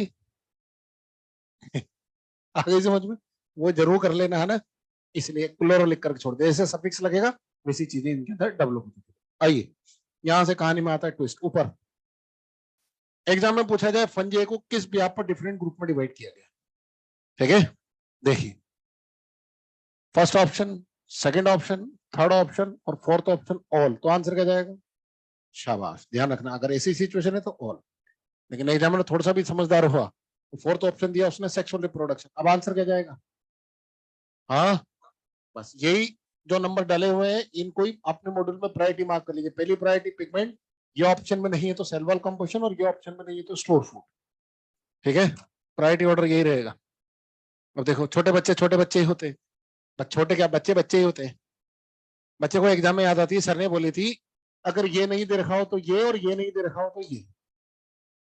मैंने बच्चे को क्वेश्चन पूछा एग्जाम में कि एल्गी को किस ब्याप पर डिफरेंट ग्रुप में डिवाइड किया है, एक ऑप्शन दिया पिगमेंट और दूसरा ऑप्शन दिया स्टोर फूड। कुछ बच्चों ने आंसर स्टोर फूड लगाया। मैंने मुझे आप नहीं बोला था क्लास में ये नहीं दे रखा हो तो ये। मैं बेटा दूसरी बात ही क्यों सुनी, पहली वाली क्यों नहीं? मैंने जो सुनी वो सही सुनी कि नहीं सुनी बताओ? आपने बोला था ना सेल वॉल कंपोजिशन नहीं दे रखा तो स्टोर फूड लगाना, मैं लगा दिया। नंबर 2 आप ये गलती मत करना, ठीक है? ये नहीं हो तो ये, और ये नहीं हो तो ये, ऐसा नहीं है ये नहीं है तो ये आंसर जाएगा, याद रह जाएगा। पहली प्रायोरिटी पिगमेंट, दूसरी प्रायोरिटी सेल वॉल कंपोजिशन और तीसरी प्रायोरिटी स्टोर फूड। ठीक है, इन तीनों एल्गी के अपने अपने डिपार्टमेंट पता है आपको। क्लोरो के अंदर सारी की सारी ग्रीन एल्गी को रखा गया हमने, फियो के अंदर सारी की सारी ब्राउन एल्गी को रखा गया हमने, और रोडो के अंदर सारी की सारी रेड एल्गी को रखा, बाकी सब इसी अंदर मर्ज हो गई। इन तीनों के अपने अपने डिपार्टमेंट है। ग्रीन एल्गी को मोस्ट एडवांस एल्गी के नाम से जानते हैं, इससे ज्यादा एडवांस कोई दूसरी एल्गी नहीं होती। ब्राउन एल्गी को लार्जेस्ट एल्गी के नाम से जानते हैं, इससे बड़ी कोई दूसरी एल्गी नहीं होती। और रेड एल्गी को डीपेस्ट एल्गी के नाम से जानते हैं, इससे ज्यादा गहराई में कोई दूसरी एल्गी नहीं होती। वही लिख लो छोटा छोटा सा, एडवांस, लार्जेस्ट और डीपेस्ट, एक ही बात है, वो भी तो एल्गी है। तो क्या होता है तो एल्गी। पानी के अंदर कौन दे रहा है? एल्गी तो दे रही है। अब यहाँ थोड़ी बात करिए आपसे कि ग्रीन की बात करेंगे, ब्राउन की बात करेंगे, रेड की बात करें, एल्गी की बात करें। लिखो यहीं पर छोटा छोटा सा लिख लो।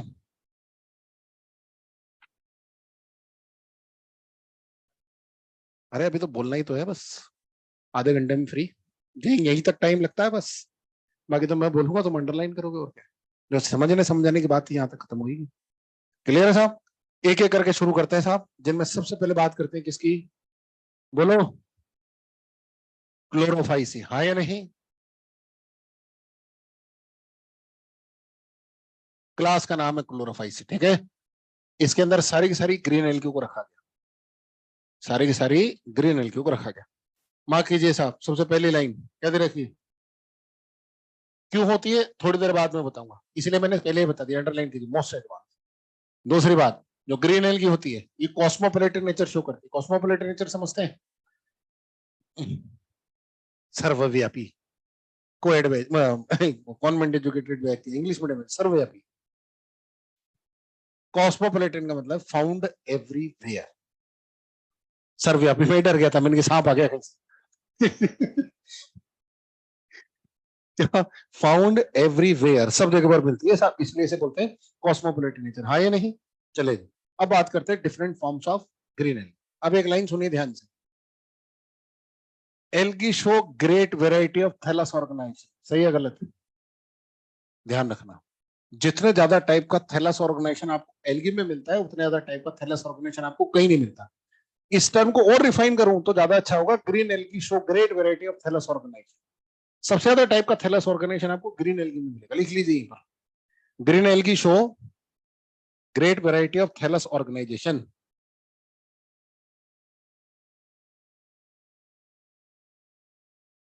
मिला? Green algae show great variety of thallus organization. जितने ज्यादा टाइप का थैलस ऑर्गेनाइजेशन यहाँ देखने को मिलता है, उतने ज्यादा टाइप का थैलस ऑर्गेनाइजेशन कहीं देखने को। अगर ग्रीन की जगह एल्गी भी लिखा है तो भी गलत नहीं है, ध्यान रखना। ठीक है, आइए सबसे पहले बात करते हैं यूनिसेलुलर की। आइए, यूनिसेलुलर के अंदर सबसे पहला नाम है क्लेमाइडोमोना। देखिए, पियर शेप, नाशपाती के आकार की जैसी स्ट्रक्चर होती है, ऊपर की तरफ फ्लैजिला होते हैं, जिसकी वजह से ये मोटाइल होता है। उसके ठीक नीचे कॉन्ट्रेक्टाइल वैक्यूल होता है। ठीक है, इनका जो मैक्सिमम पार्ट होता है वो कवर्ड होता है किससे? क्लोरोप्लास्ट। ये देखिए, ये है क्लोरोप्लास्ट।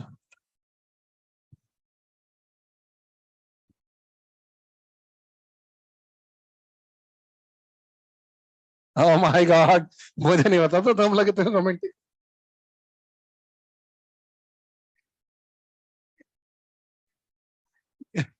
बूमरैंग था, घूम के तो बात मेरे पे आई है। इनके अंदर कप शेप क्लोरोप्लास्ट होता है। क्या प्रेजेंट होता है? Cup shape chloroplast. ध्यान रखना साहब। Algae show great variety of shape of chloroplast. बहुत सारे टाइप के शेप होते हैं, cup shape, collar shape, discoid, bimboid, reticulated, ribbon shape, बहुत सारे टाइप के शेप ऑफ क्लोरोप्लास्ट यहाँ पर। ठीक है, अब बच्चा बोलता है सर इनके एग्जाम्पल क्या? तो अपन अपनी माला उतार करके सेल बैलेज वाले गले में डाल।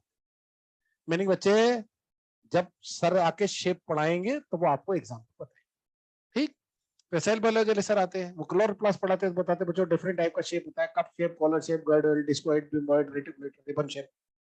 बच्चा बोलता सर शेप तो आपने पढ़ा दी इनके एग्जाम, तो अपनी वाला उतार के वापस मेरे गले में डाल देती।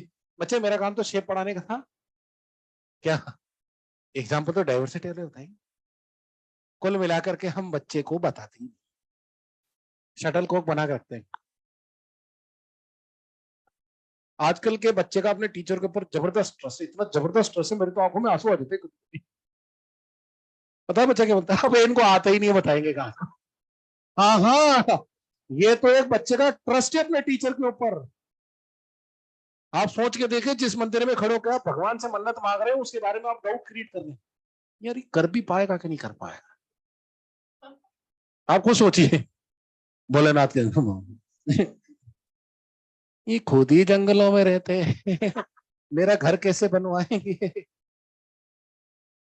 समझ रहे हैं ना बात को? आने को तो इतना आता है भाई, कि जितनी पढ़ाई अगर मैंने की है, अगर 1 घंटा या एक लेक्चर रोज पढ़ाना शुरू करूं ना, तो 1 साल के अंदर जितना मैंने पढ़ा है उसका 10% ही डिलीवर हो पाए। आता है तो फिर बता कहा नहीं रहे हो। हाँ, बच्चा तो सीधी सीधी सी बात बोलता है, इसलिए नहीं बता रहे क्योंकि हम नहीं चाहते आपका एग्जाम में क्वेश्चन गलत ना। बताने से होगा कि नहीं बताने से? चलिए जी, बहुत पुरानी बात है साहब, तकरीबन होगी 15 साल पुरानी बात। मेरे को एक सपना आया, नहीं आ जाते कभी कभी सपने, उसमें जाए नहीं। मैं सो रहा था साहब, मेरे घर पे टेररिस्ट अटैक हुआ, और टेररिस्ट मेरे घर पे, मेरी पूरी फैमिली को टेररिस्ट ने गन पॉइंट पर लिया हुआ है, और AK-47 लेके मेरे को ऐसे उठा। मेरी आंख खुली तो क्या रे रमेश माहूर डाइवर्सिटी का बहुत बड़ा मास्टर बना फिरता है, छोटे छोटे बच्चों पे इतना जुल्म करता है जिसकी कोई हिल नहीं है। क्या बोलता है, ये इतने सारे एग्जाम्पल तेरे मॉड्यूल में दे रखे हैं, याद करके आना है। तेरे को याद है कि नहीं? अभी हम तेरे से एक क्वेश्चन पूछेगा, अगर तेने सही जवाब दिया तो ठीक, नहीं तो पहले तेरी फैमिली को, और उसके बाद में तुझे हम गोली से, गलती हो गई साहब माफ कर दो। तुमको क्या लगता है मैं सपने में भी आम आदमी हूँ? सपने में साउथ का ही शक शक शक ले। मैं मैं भाई सपने में भी आम आदमी ही हूँ, है कि नहीं? भाई गलती हो गई माफ। नहीं, अब हम आ गए हैं तो खाली हाथ तो जाएंगे, या तो ले करके जाएंगे जवाब, या दे करके जाएंगे गोली। मेरे से आप, नहीं गलती हो गई माफ, नहीं अब तो हम पूछेंगे, मैं पूछो साहब, उन्होंने पूछा बता स्पायरोग्राम में क्लोरोप्लास्ट का शेप होता है, उनका क्वेश्चन खत्म नहीं हुआ था उसके पहले जवाब था रिबन शेप। आज मेरी पूरी फैमिली मेरे साथ है और मैं आपका सामने। आज भी ये सोच के रोंगटे खड़े हो जाते हैं साहब, अगर वो दूसरा एग्जाम्पल पूछ लेते तो ना मैं आपके साथ में होता, ना मेरी फैमिली मेरे साथ होती। इन शॉर्ट, पहला बताने के लिए हमको सोचने की भी जरूरत है, पहला बताने के लिए हमको सोचने की भी जरूरत नहीं, दूसरा बताने के लिए हमको भी सोचना पड़ेगा।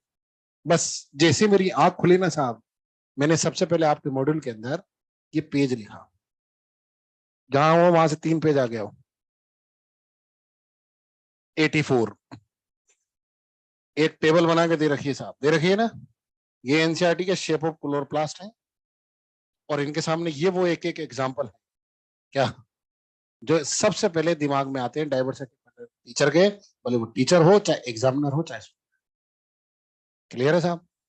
99.99% प्रोबेबिलिटी कभी भी शेप ऑफ क्लोरोप्लास्ट नहीं पूछा जाएगा, लेकिन अगर पूछा गया तो इस बात की भी 99.99% प्रोबेबिलिटी है कि इनमें से कोई एग्जांपल आपको एग्जाम में मिलेगा। ये जरूर याद कर जाना, ये वो पहले पहले एग्जांपल है जिसको सोचने के बताने के लिए हमको सोचने की भी जरूरत नहीं।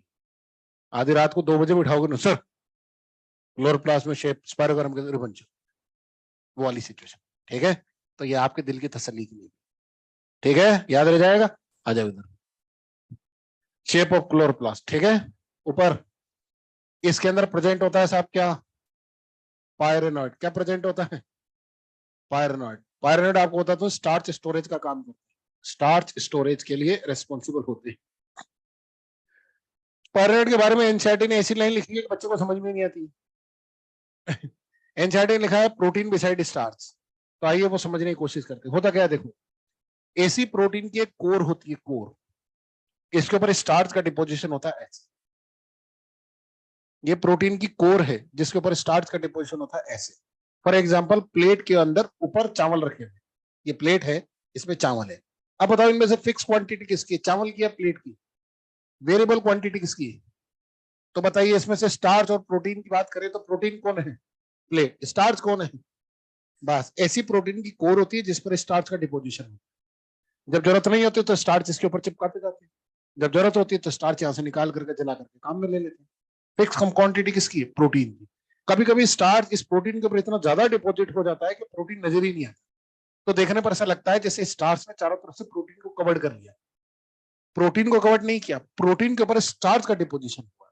इसलिए प्रोटीन बिसाइड स्टार्च बोलने के पीछे रीजन ये है, स्टोरेज हो रहा है स्टार्च का। फिक्स क्वांटिटी किसकी? प्रोटीन की। वेरिएबल क्वांटिटी किसकी है? स्टार्च। याद रह जाएगा, मार्क कीजिए। याद कर मतलब पॉइंट मार्क कर लिया ना। आइए आगे आएगा पायरेनॉइड, बताओ। ठीक है, इसके अलावा इनके अंदर एक आई स्पॉट होता है, ये आई स्पॉट है जो इन्हें ऑप्टिमम लाइट पर रखता है। इसके अलावा इनके अंदर एक न्यूक्लियस है, ठीक है साहब, ये है क्लेमाइडोमोनास, मोटाइल एल्गा के नाम से इसे जाना जाता है। ठीक, दूसरा होता है क्लोरेला, ये है क्लोरेला, इमोटाइल एल्गा के नाम से जानते हैं। किस नाम जानते हैं? इमोटाइल एल्गा के नाम से जानते हैं। ये देखिए, इसमें भी cup shape, collar shape, girdle shape chloroplast. ये देखिए, इसके अंदर ये न्यूक्लियस है। आपको पता है क्लोरेला के ऊपर केल्विन ने केल्विन साइकिल को डिस्कवर किया। क्यों? क्योंकि इसका पिगमेंट कंपोजिशन हायर प्लांट के पिगमेंट कंपोजिशन के जैसा होता है, ध्यान रखना। एसिटाबुलारिया अम्ब्रेला प्लांट के नाम से जानते हैं, ठीक है, Acetabularia, Acetabularia. Largest cell of plant kingdom, आपको पता है इस सेल का डायमीटर 10 सेंटीमीटर के आसपास होता है। प्लांट किंगडम की सबसे बड़ी सेल है आज की, एसिटाबुलारिया, अम्ब्रेला प्लांट के नाम से। गौर से देखोगे तो पता चलेगा Chlamydomonas, Chlorella, Acetabularia, they all are unicellular eukaryote, हाँ या नहीं? और यूनिसेलुलर यूकैरियोट होने की वजह से इसे किसमें रखा जाना चाहिए? प्रोटिस्टा में। कभी आपसे पूछा जाए कहां रखा गया, तो ध्यान रखना प्रोटिस्टा में रखा गया। इनका लाइफ साइकिल प्लांट के जैसा होता है, इसलिए इन्हें प्लांटी में पढ़ते हैं। प्लांटी में भी किसमें? एल्गी में। एल्गी में भी किसमें? ग्रीन एल्गी में। ठीक है, तो कभी पूछा जाए क्लेमाइडोमोनास, क्लोरेला को कहां रखा गया? प्रोटिस्टा में, लेकिन पढ़ते कहां पर? ग्रीन एल्गी में। इनका लाइफ साइकिल ग्रीन एल्गी के जैसा होता है। अब देखिए एग्जाम में क्वेश्चन पूछा गया, क्लेमाइडोमोनास, क्लोरेला को कहां रखा गया? पहला ऑप्शन दिया प्लांटी, दूसरा ऑप्शन है एल्गी, तीसरा ऑप्शन है प्रोटिस्टा, और चौथा ऑप्शन है मोनेरा। आंसर पक्का? सही बात, शाबाश। कुछ क्वेश्चन ऐसे होते हैं जो दुनिया में बड़े बदलाव करते हैं। जब भी क्वेश्चन पूछा गया ना, तो एक बच्चे ने खड़े होकर उनसे क्वेश्चन पूछा, इसका आंसर एलगी क्यों नहीं गया?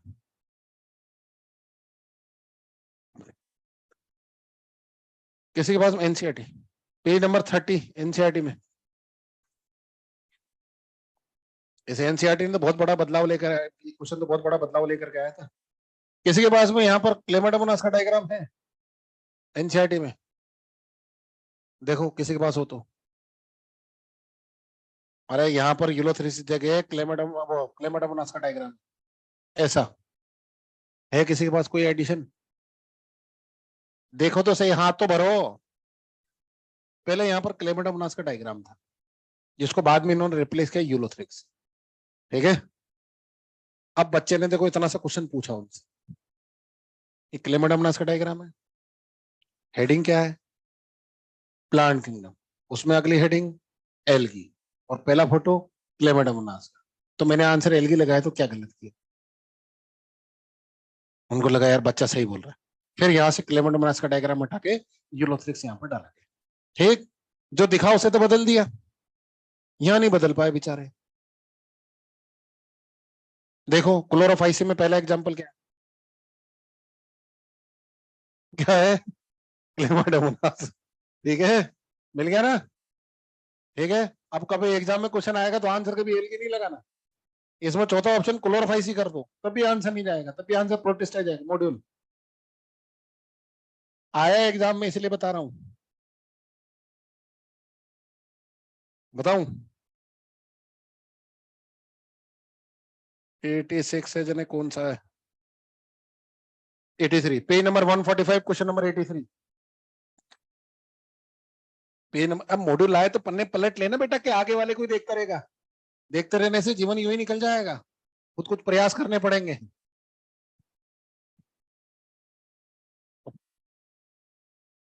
Question number 83, page number 145। मिल गया? याद रह जाएगा साहब? चलिए आ जाओ, फ्लैशबैक में आ जाओ बस। हाँ जी, अगर मैंने क्या बोला ना, 2 किंगडम 5 किंगडम, दोनों में से किसी एक को चुनना हो, ऑलवेज गो विद 5 किंगडम। ठीक है, ऐसे। चलिए जी आगे बढ़िए। इसके बाद में अगला एग्जांपल दे रखा साहब, कॉलोनियल। कॉलोनियल में एग्जांपल मार्क कीजिए, वॉलवॉक्स। वॉलवॉक्स की खास बात होती है, मोटाइल कॉलोनी होती है, और वॉलवॉक्स में सेल का नंबर, कॉलोनी में सेल का नंबर फिक्स होता है। जब कॉलोनी में सेल का नंबर फिक्स होता है तो इसे बोलते हैं सिनोवियम। मार्क कीजिए। देखिए अगला एग्जांपल है मल्टी सेलुलर फिलामेंटस, मेंशन है ना, फिलामेंट के आगे मल्टी सेलुलर। क्लियर है साहब? इसमें एग्जांपल दे रखा है यूलोथ्रिक्स, स्पायर वगैरह। ठीक है, इसलिए बोलता हूँ साइंस को साइंस की स्टाइल में पढ़िए, आर्ट्स की स्टाइल मत पढ़िए। आपको एग्जाम में डायग्राम बना करके दिया जाएगा, तो आप पहचान लेंगे कौन सा यूलोथ्रिक्स से कौन सा स्पायर वगैरह है। कैसे पहचानेंगे बताइए? चलो।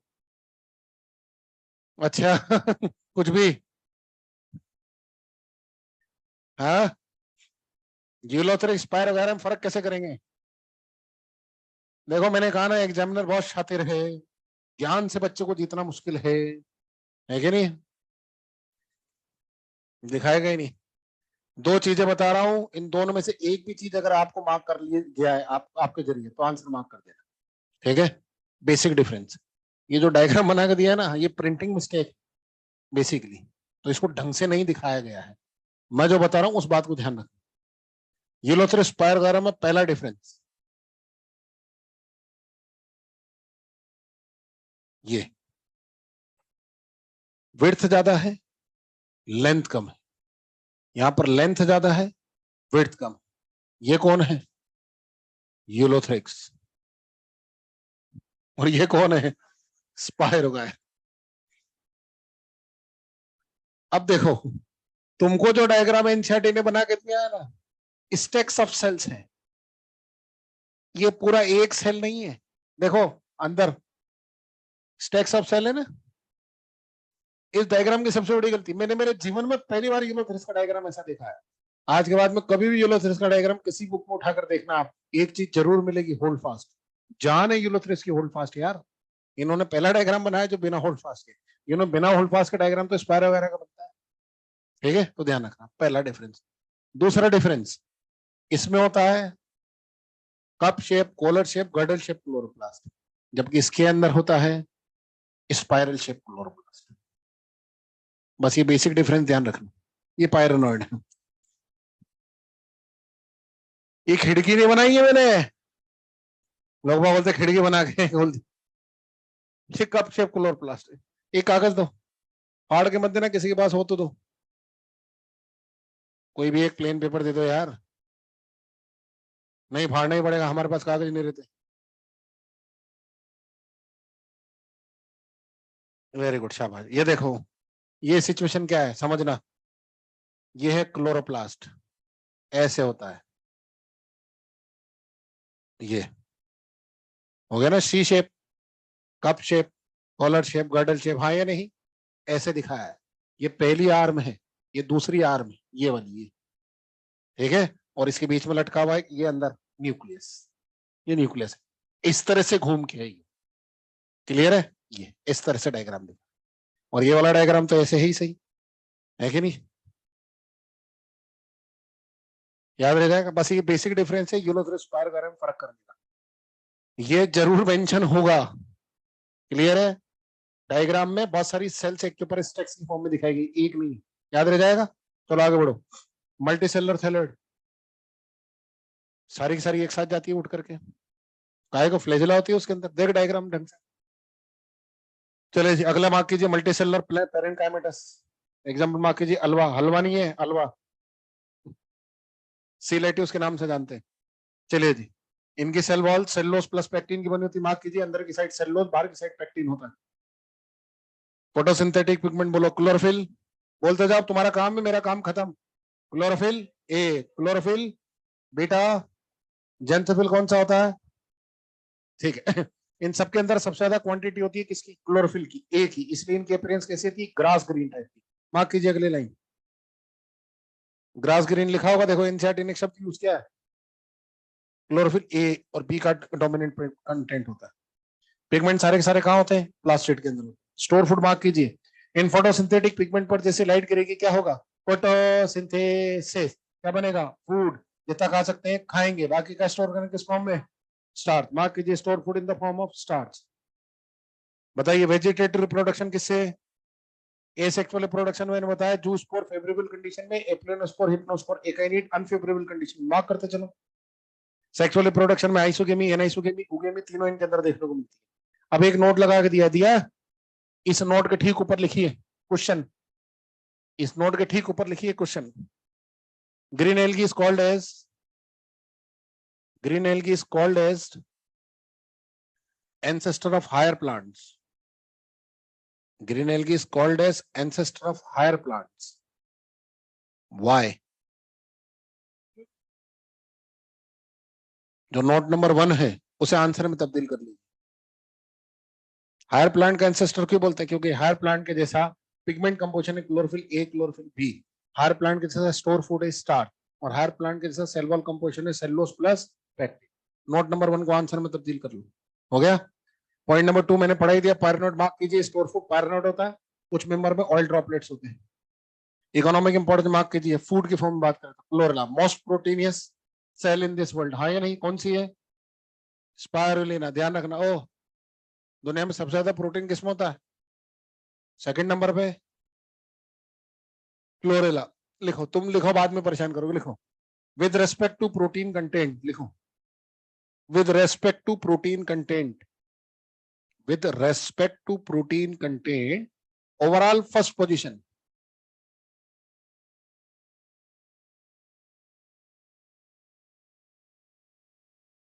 डैश लगा के लिखे स्पाइरुलिना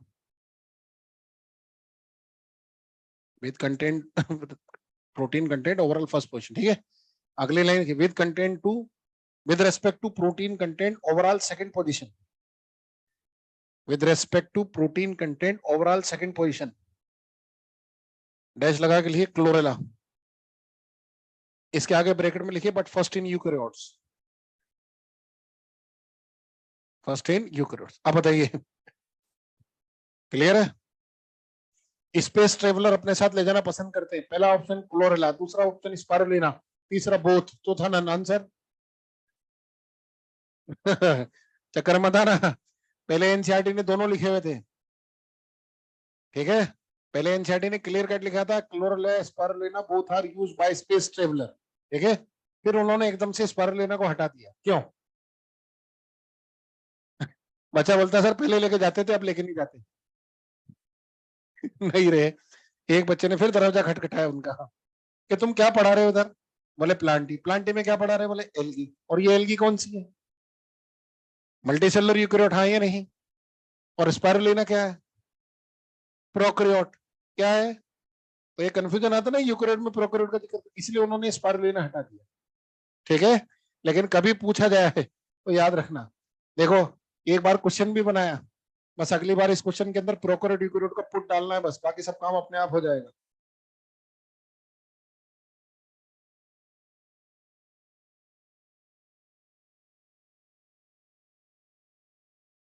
देखो page number 156 question number 185, page number 156 question number 185। Which of the following pair is a unicellular alga?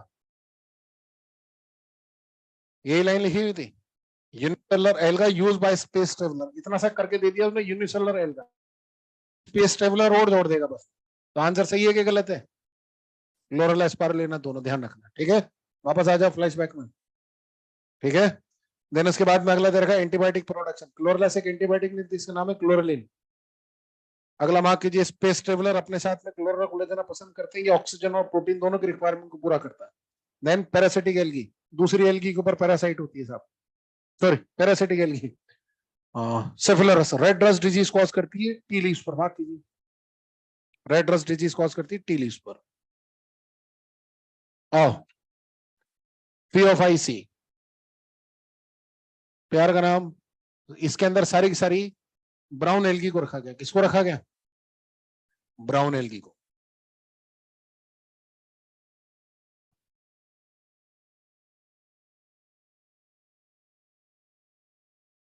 Mark कीजिए। आपको पता है ब्राउन एल्गी सारी की सारी मरीन होती है, कोई एक्सेप्शन नहीं है। सारी की सारी मल्टीसेलुलर होती है, कोई एक्सेप्शन नहीं। कभी कभी तो मैसिव बॉडी तक रखती है, ठीक है। खास बात, लार्जेस्ट एल्गी का खिताब अगर किसी के पास में है तो वो ब्राउन एल्गी है। और आज तक डिस्कवर्ड सबसे बड़ी एल्गी है मैक्रोसिस्टस। अलग अलग बुक में इसकी रेंज अलग अलग दे रखी है, मैं बीच की रेंज देख सकता हूँ 60 मीटर से 100 मीटर तक। ये लेंथ है, लंबाई है इसकी, मीटर। 1 फुट में कितने मीटर आते हैं? हाँ 3 फुट मोटा मोटा मान लो, 100 मीटर का मतलब 350 फुट हो गया। बिल्डिंग की हाइट कितनी है लन की? एक फ्लोर की हाइट कितनी है? 15 फुट। कितने फ्लोर बने में? 5, तो 60 फुट। इसको 6 बार डबल करो, इतना लंबा ब्राउन एल्गी पानी के अंदर।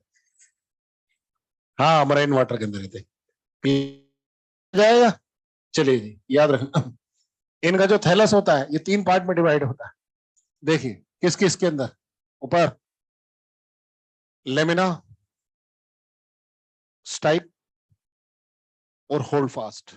अब सुनना भाई ध्यान से, लेमिना, स्टाइप और होल्ड फास्ट। पहली बात, सारी ब्राउन एल्गी में होल्ड फास्ट हो ये कोई जरूरी नहीं है, ठीक है। कुछ ब्राउन एल्गी में होल्ड फास्ट होता है, कुछ ब्राउन एल्गी में होल्ड फास्ट नहीं होता। लेमिना को प्यार से फ्रॉन्ट्स के नाम से जानते हैं क्योंकि एक्स्ट्रा लार्ज फोटोसिंथेटिक स्ट्रक्चर होती है। स्टाइप को प्यार से स्टॉक के नाम से भी जानते हैं। होल्ड फास्ट आपको मैंने पहले बताया फिंगर लाइक स्ट्रक्चर होती है जो इन्हें सबस्ट्रेट से चिपकने में मदद करती है। अब मेरी बात ध्यान से सुनना, ठीक है। देखो गलतियां कहां होती है वो बताता हूं आपको। ब्राउन एल्गी 2 जगह पर मिलती है, एक तो कोस्टल एरिया में मिलती है, एक डीप सी में मिलती है। कोस्टल एरिया तो समझते हैं, समुद्र का किनारा। और जो समुद्र के किनारे में मिलेगी उसमें क्या मिलेगा? Hold fast. जो डीप सी में फ्री फ्लोट करेगी क्या उसमें होल्ड फास्ट होगा? नहीं। क्या समझे डीप सी से? यूं या यूं? ये गड़बड़ है, यूं नहीं है, यूं है। ये डीप सी का मतलब सरफेस पे ही है लेकिन अंदर है, किनारे से दूर। ये है डीप सी। ये वाला डीप सी रेड एल्गी है, ये वाला डीप सी रेड एल्गी है, ये वाला डीप सी ब्राउन एल्गी है, मतलब किनारे से दूर।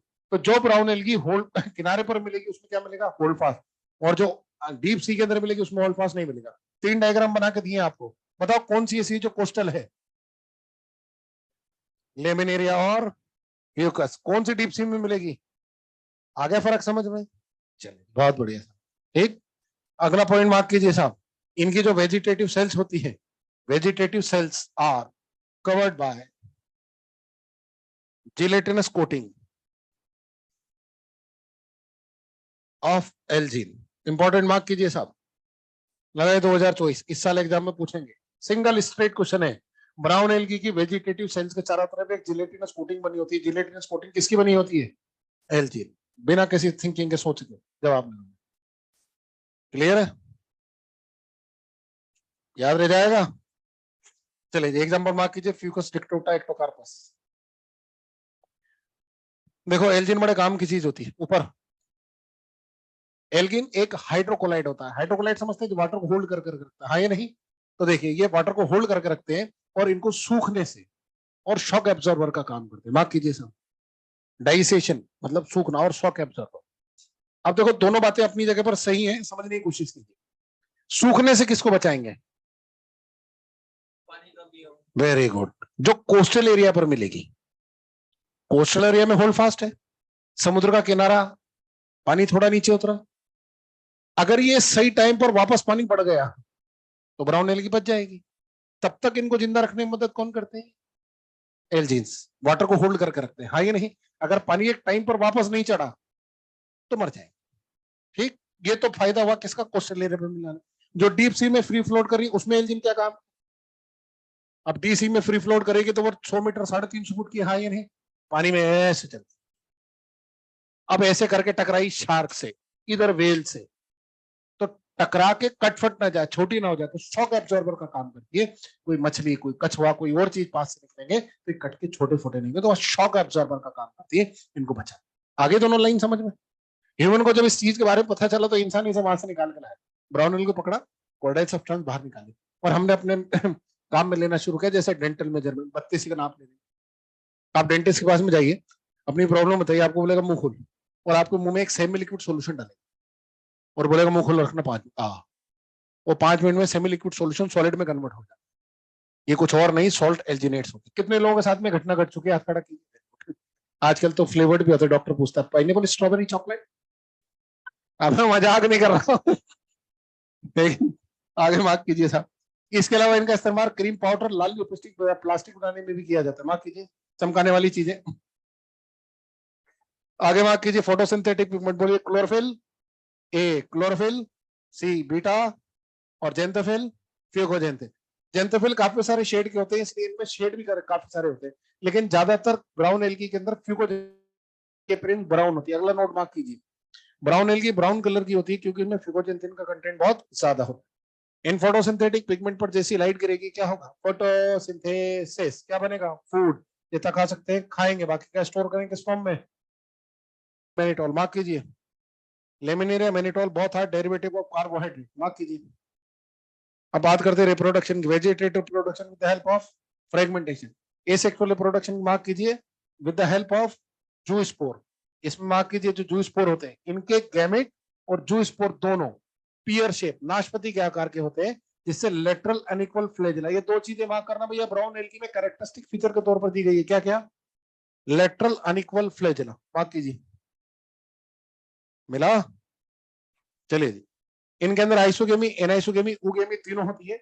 और ब्राउन एल्गी एक ऐसे ग्रुप ऑफ ऑर्गेनिज्म है जिनमें गैमेट का फ्यूजन पानी में भी हो सकता है और उगोनियम में भी होगा। अगर उगेमी होगी तो कहां होगा?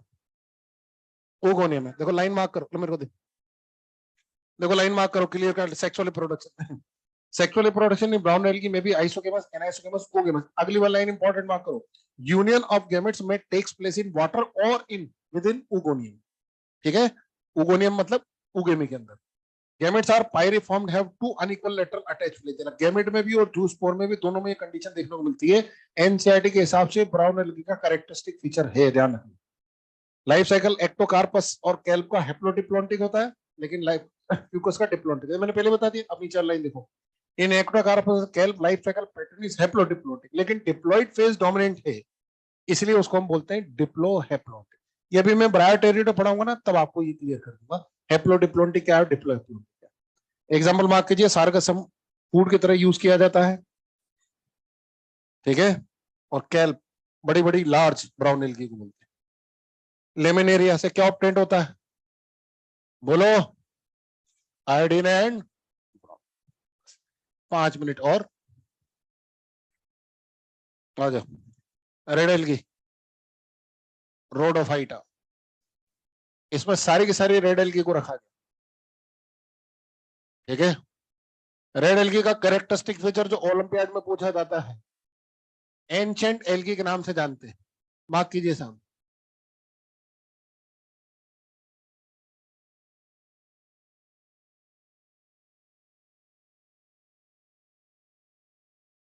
ध्यान रखना, सबसे एंशेंट एल्गी नाम से अगर किसको जानते हैं तो रेड एल्गी, हाँ या नहीं, लिखा होगा देखो, एंशेंट एल्गी के नाम से जानते हैं। ठीक है, सबसे इंपॉर्टेंट बात, no motile stage present in life cycle. Red algae के शुरू से लेकर आखिर तक इनकी लाइफ में कोई मोटाइल स्टेज प्रेजेंट नहीं होती, सारी की सारी स्टेज इमोटाइल।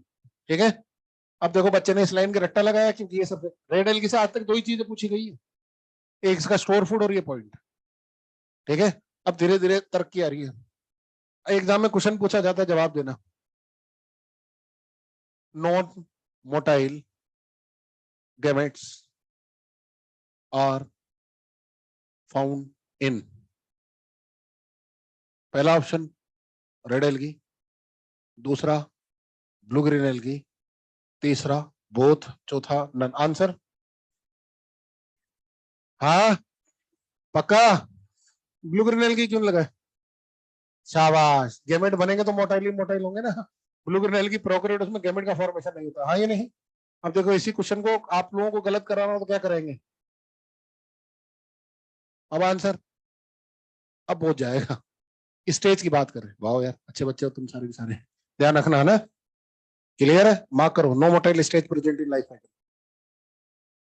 हैबिटेट मार्क कीजिए, कहां पर मिलते हैं, greater concentration of warmer areas of ocean, greater concentration of warmer areas of ocean, जहां पर लिटिल लाइफ लाइट पेनिट्रेशन होता है वहां भी ये मिलती है। ठीक है, आइए ऐसे समझते बात को, ये है ओशियन, ये ओशियन की सरफेस। ठीक है, अब देखो ऊपर से लेकर नीचे तक आते हैं तो कुछ एक लेयर बनती है, जैसे ये है विजिबल रीजन। ठीक है, इसको बोलते हैं विबग्योर, क्या बोलते हैं, विबग्योर। इसमें सबसे ज्यादा पेनिट्रेशन किसका, हाँ रेड का होता है, पक्का, और सबसे कम, पक्का, पानी में चल रहे हैं आप, पानी में वेवलेंथ इनवर्सली प्रोपोर्शनल होती है, जमीन पर जो उल्टा होता है इसका, यहां पर होती है क्या, रेड, और यहां पर होती है वॉयलेट, ध्यान रखना हमेशा, क्लियर है। पानी के अंदर रेड लाइट का पेनिट्रेशन सबसे कम और वॉयलेट लाइट का पेनिट्रेशन सबसे ज्यादा होता है, और रेड एल्गी मिलती है यहां। ठीक है, अब देखिए ध्यान देना तो बात समझ में आएगी। एक क्वेश्चन पूछा था, रेड कलर ऑफ रेड सी, कभी रेड एल्गी नहीं जाएगा, क्यों, क्योंकि रेड एल्गी उस गहराई पर मिलती है जहां पर रेड एल्गी रेड लाइट पहुंचती ही नहीं। कोई भी चीज किसी भी कलर की तब नजर आएगी जब उससे टकरा कर वापस आएगी, हाँ ही नहीं, रेड लाइट तो यहीं रुक गई ना, तो बताओ किसी सी की सरफेस कभी रेड एल्गी वैसे रेड नजर आएगी, नहीं, रेड एल्गी इस गहराई पर मिलती। दूसरा क्वेश्चन आता है, इस गहराई पर ये जिंदा कैसे रहती है, इनके जिंदा रखने के लिए रेस्पॉन्सिबल होते हैं वॉयलेट और अल्ट्रावॉयलेट। अल्ट्रावॉयलेट में भी कितनी रेंज होती है, 4, काम की कौन सी होती है, सुनिए क्या, 1 2 3 4, हाँ कौन सी काम की है, बस वो ही इसको ऑब्जॉर्व करते हैं। इसलिए इस गहराई में इस लाइट को एब्जॉर्ब करने के लिए रेस्पॉन्सिबल एक पिगमेंट होता है, इसका नाम है फाइकोइरिथ्रिन, क्या नाम है, और फाइकोइरिथ्रिन की क्वांटिटी ज्यादा होने की वजह से इनकी अपीयरेंस कैसी आती है, रेड कलर की, कैसी आती है, रेड कलर। जब ये सरफेस पर होते हैं तो इनकी अपीयरेंस होती है ब्लू कलर की, कैसी होती है, ब्लू कलर की, क्यों, क्योंकि यहां पर फाइकोसाइनिन का कंटेंट ज्यादा होता है, फाइकोसाइनिन का कंटेंट बहुत ज्यादा होता है, तो इसलिए ये सरफेस पर है तो कैसी है, ब्लू, जब डेथ में आएंगे तो कैसी हो जाएगी, रेड। अब समझ में आया, ब्लू ग्रीन एल्गी और रेड एल्गी दोनों का पिगमेंट कंपोजिशन सेम है, उसके बावजूद भी ब्लू ग्रीन एल्गी ब्लू है और रेड एल्गी रेड है, क्यों, हैबिटेट अलग अलग है। ब्लू ग्रीन एल्गी सरफेस पर है, फाइकोसाइनिन की क्वांटिटी ज्यादा है, रेड एल्गी डेथ में फाइकोरथिन की क्वांटिटी जाता है, दोनों का हैबिट चेंज कर दो। रेड एल्गी को सरफेस पर ले आओ, कैसी हो जाएगी, और ब्लू ग्रीन एल्गी को नीचे ले जाओ, कैसी हो जाएगी, रेड। तो दोनों का पिगमेंट कंपोजिशन सेम है, उसके बावजूद भी एक कलर डिफरेंस शो कर रहे हैं क्योंकि हैबिटेट अलग अलग है। और इसको बोलते हैं गॉडी काउ इफेक्ट। क्या बोलते हैं, गॉडी काउ इफेक्ट। सी डेप्थ के अकॉर्डिंग कलर चेंज होना क्या कहलाता है, गॉडी काउ इफेक्ट। ठीक है साहब, क्लियर है। लेते हैं मॉड्यूल, देखो लिखा है ना, red algae are mainly found in marine, greater concentration found in warm area, they occur in both well lighted region close to surface, ठीक है, एंड आल्सो एक ग्रेट डेप्थ इन ओशन, ये ग्रेट डेप्थ इन ओशन, ठीक है, where relative lit light commit, मतलब violet light आती है, but exceptionally बेट्राकोस्पर्म जो होता है वो फ्रेश वाटर होता है। ठीक है, आगे बढ़ो। स्ट्रक्चर की बात करते हैं साहब, यूनिसेलर होती है, मल्टी सेलर होती है, एक आध एक्सेप्शन को छोड़ दे तो। सेल वॉल किसकी बनी होती है, मार्क करें, सेलुलोज प्लस पेक्टिन। इसके अलावा इनके अंदर पॉलीसल्फोनिक एस्टर होता है। मिला, बोलो, चलिए जी। कहाँ ढूंढ रहा है, इधर थोड़ी चल रहे हैं, इधर ही चल रहे हैं बेटा अभी तो। हो गया। कुछ रेड एल्गी ऐसी होती है जिनमें इनके साथ में कैल्शियम कार्बोनेट भी प्रेजेंट होता है। कैल्शियम कार्बोनेट की प्रेजेंट होने की वजह से इनका जो थैलस होता है वो क्या करता है, कैल्शियम रॉक वो कोरल्स फॉर्मेशन के लिए रिस्पॉन्सिबल है। मार्क कीजिए, कोरल जानते हैं क्या होते हैं, रॉक्स ऑफ कैल्शियम कार्बोनेट, हाँ या नहीं। चले जी, फोटोसिंथेटिक पिगमेंट बोलिए, क्लोरोफिल ए, क्लोरोफिल बीटा, और जेंथोफिल कौन सा, हाँ हाँ, या फाइकोबिलेंस होते हैं। मार्क कीजिए, आर फाइकोसाइटिन और आर फाइकोरिथ्रिन। मार्क किया, बोलो। इन फोटोसिंथेटिक पिगमेंट पर जैसे गिरेगी लाइट क्या होगा, फोटोसिंथेसिस, क्या बनेगा, फूड। जितना खा सकते हैं खाएंगे, बाकी का स्टोर करें किस फॉर्म में, फ्लोराइड एंड स्टार्च। इंपॉर्टेंट लगाइए, 2024 लगाइए, इस साल पूछेंगे। या तो ये पूछेंगे रेड एल्गी का स्टोर फूड क्या होता है, या ये पूछेंगे स्ट्रक्चर रिजेंबलेंस होता है किससे, ग्लाइकोजन एंड एमाइलोपेक्टिन। ला दे, क्लियर है। देखो, फोटोसिंथेटिक पिगमेंट के नीचे क्लियर कट लाइन लिखी है, the member of Rhodophyceae are commonly called red algae because predominance of red light R phycoerythrin body. आगे समझ में, बोलो, चलिए जी। उसके बाद में photo vegetative reproduction fragmentation, asexual reproduction non motile spore, sexual reproduction non motile gametes के जरिए होता है। इसके आगे लिखा sexual reproduction is by oogamous, दे रखा है, एक एरो बार खींचिए, इस पर लिखिए एक्सेप्शनली मेल गेमेट इमोटाइल। देखो ओगेमी में आपको ये बताया ना, मेल गेमेट छोटा और मोटाइल होता है, फीमेल गेमेट बड़ा और इमोटाइल होता है, यहाँ पर मेल गेमेट भी इमोटाइल होता है। And show post complex fertilization development, post complex fertilization development, fertilization के बाद का development complicated. What is meaning of complicated, zygote से सीधा एडल्ट नहीं बनता, जायगोट और एडल्ट के बीच में 2 से 3 इंटरमीडिएट स्टेजेस आती है, इसलिए बोलते हैं पोस्ट कॉम्प्लेक्स फर्टिलाइजेशन डेवलपमेंट। अगला लाइन मार्क कीजिए, बेट्राकोस पॉलीसाइफोनिक लाइफ साइकिल, हैप्लोडिप्लोइडिक या हैप्लोबायोटिक होता है, डिप्लोबायोटिक। इकोनॉमिक इंपॉर्टेंस मार्क कीजिए, हर वेला पैरासिटिक एल्गी दूसरी एल्गी पर पैरासाइट है, पोरफायरा एडिबल होता है, खाने काम आता है, जेलिडियम ग्रेसिलियर से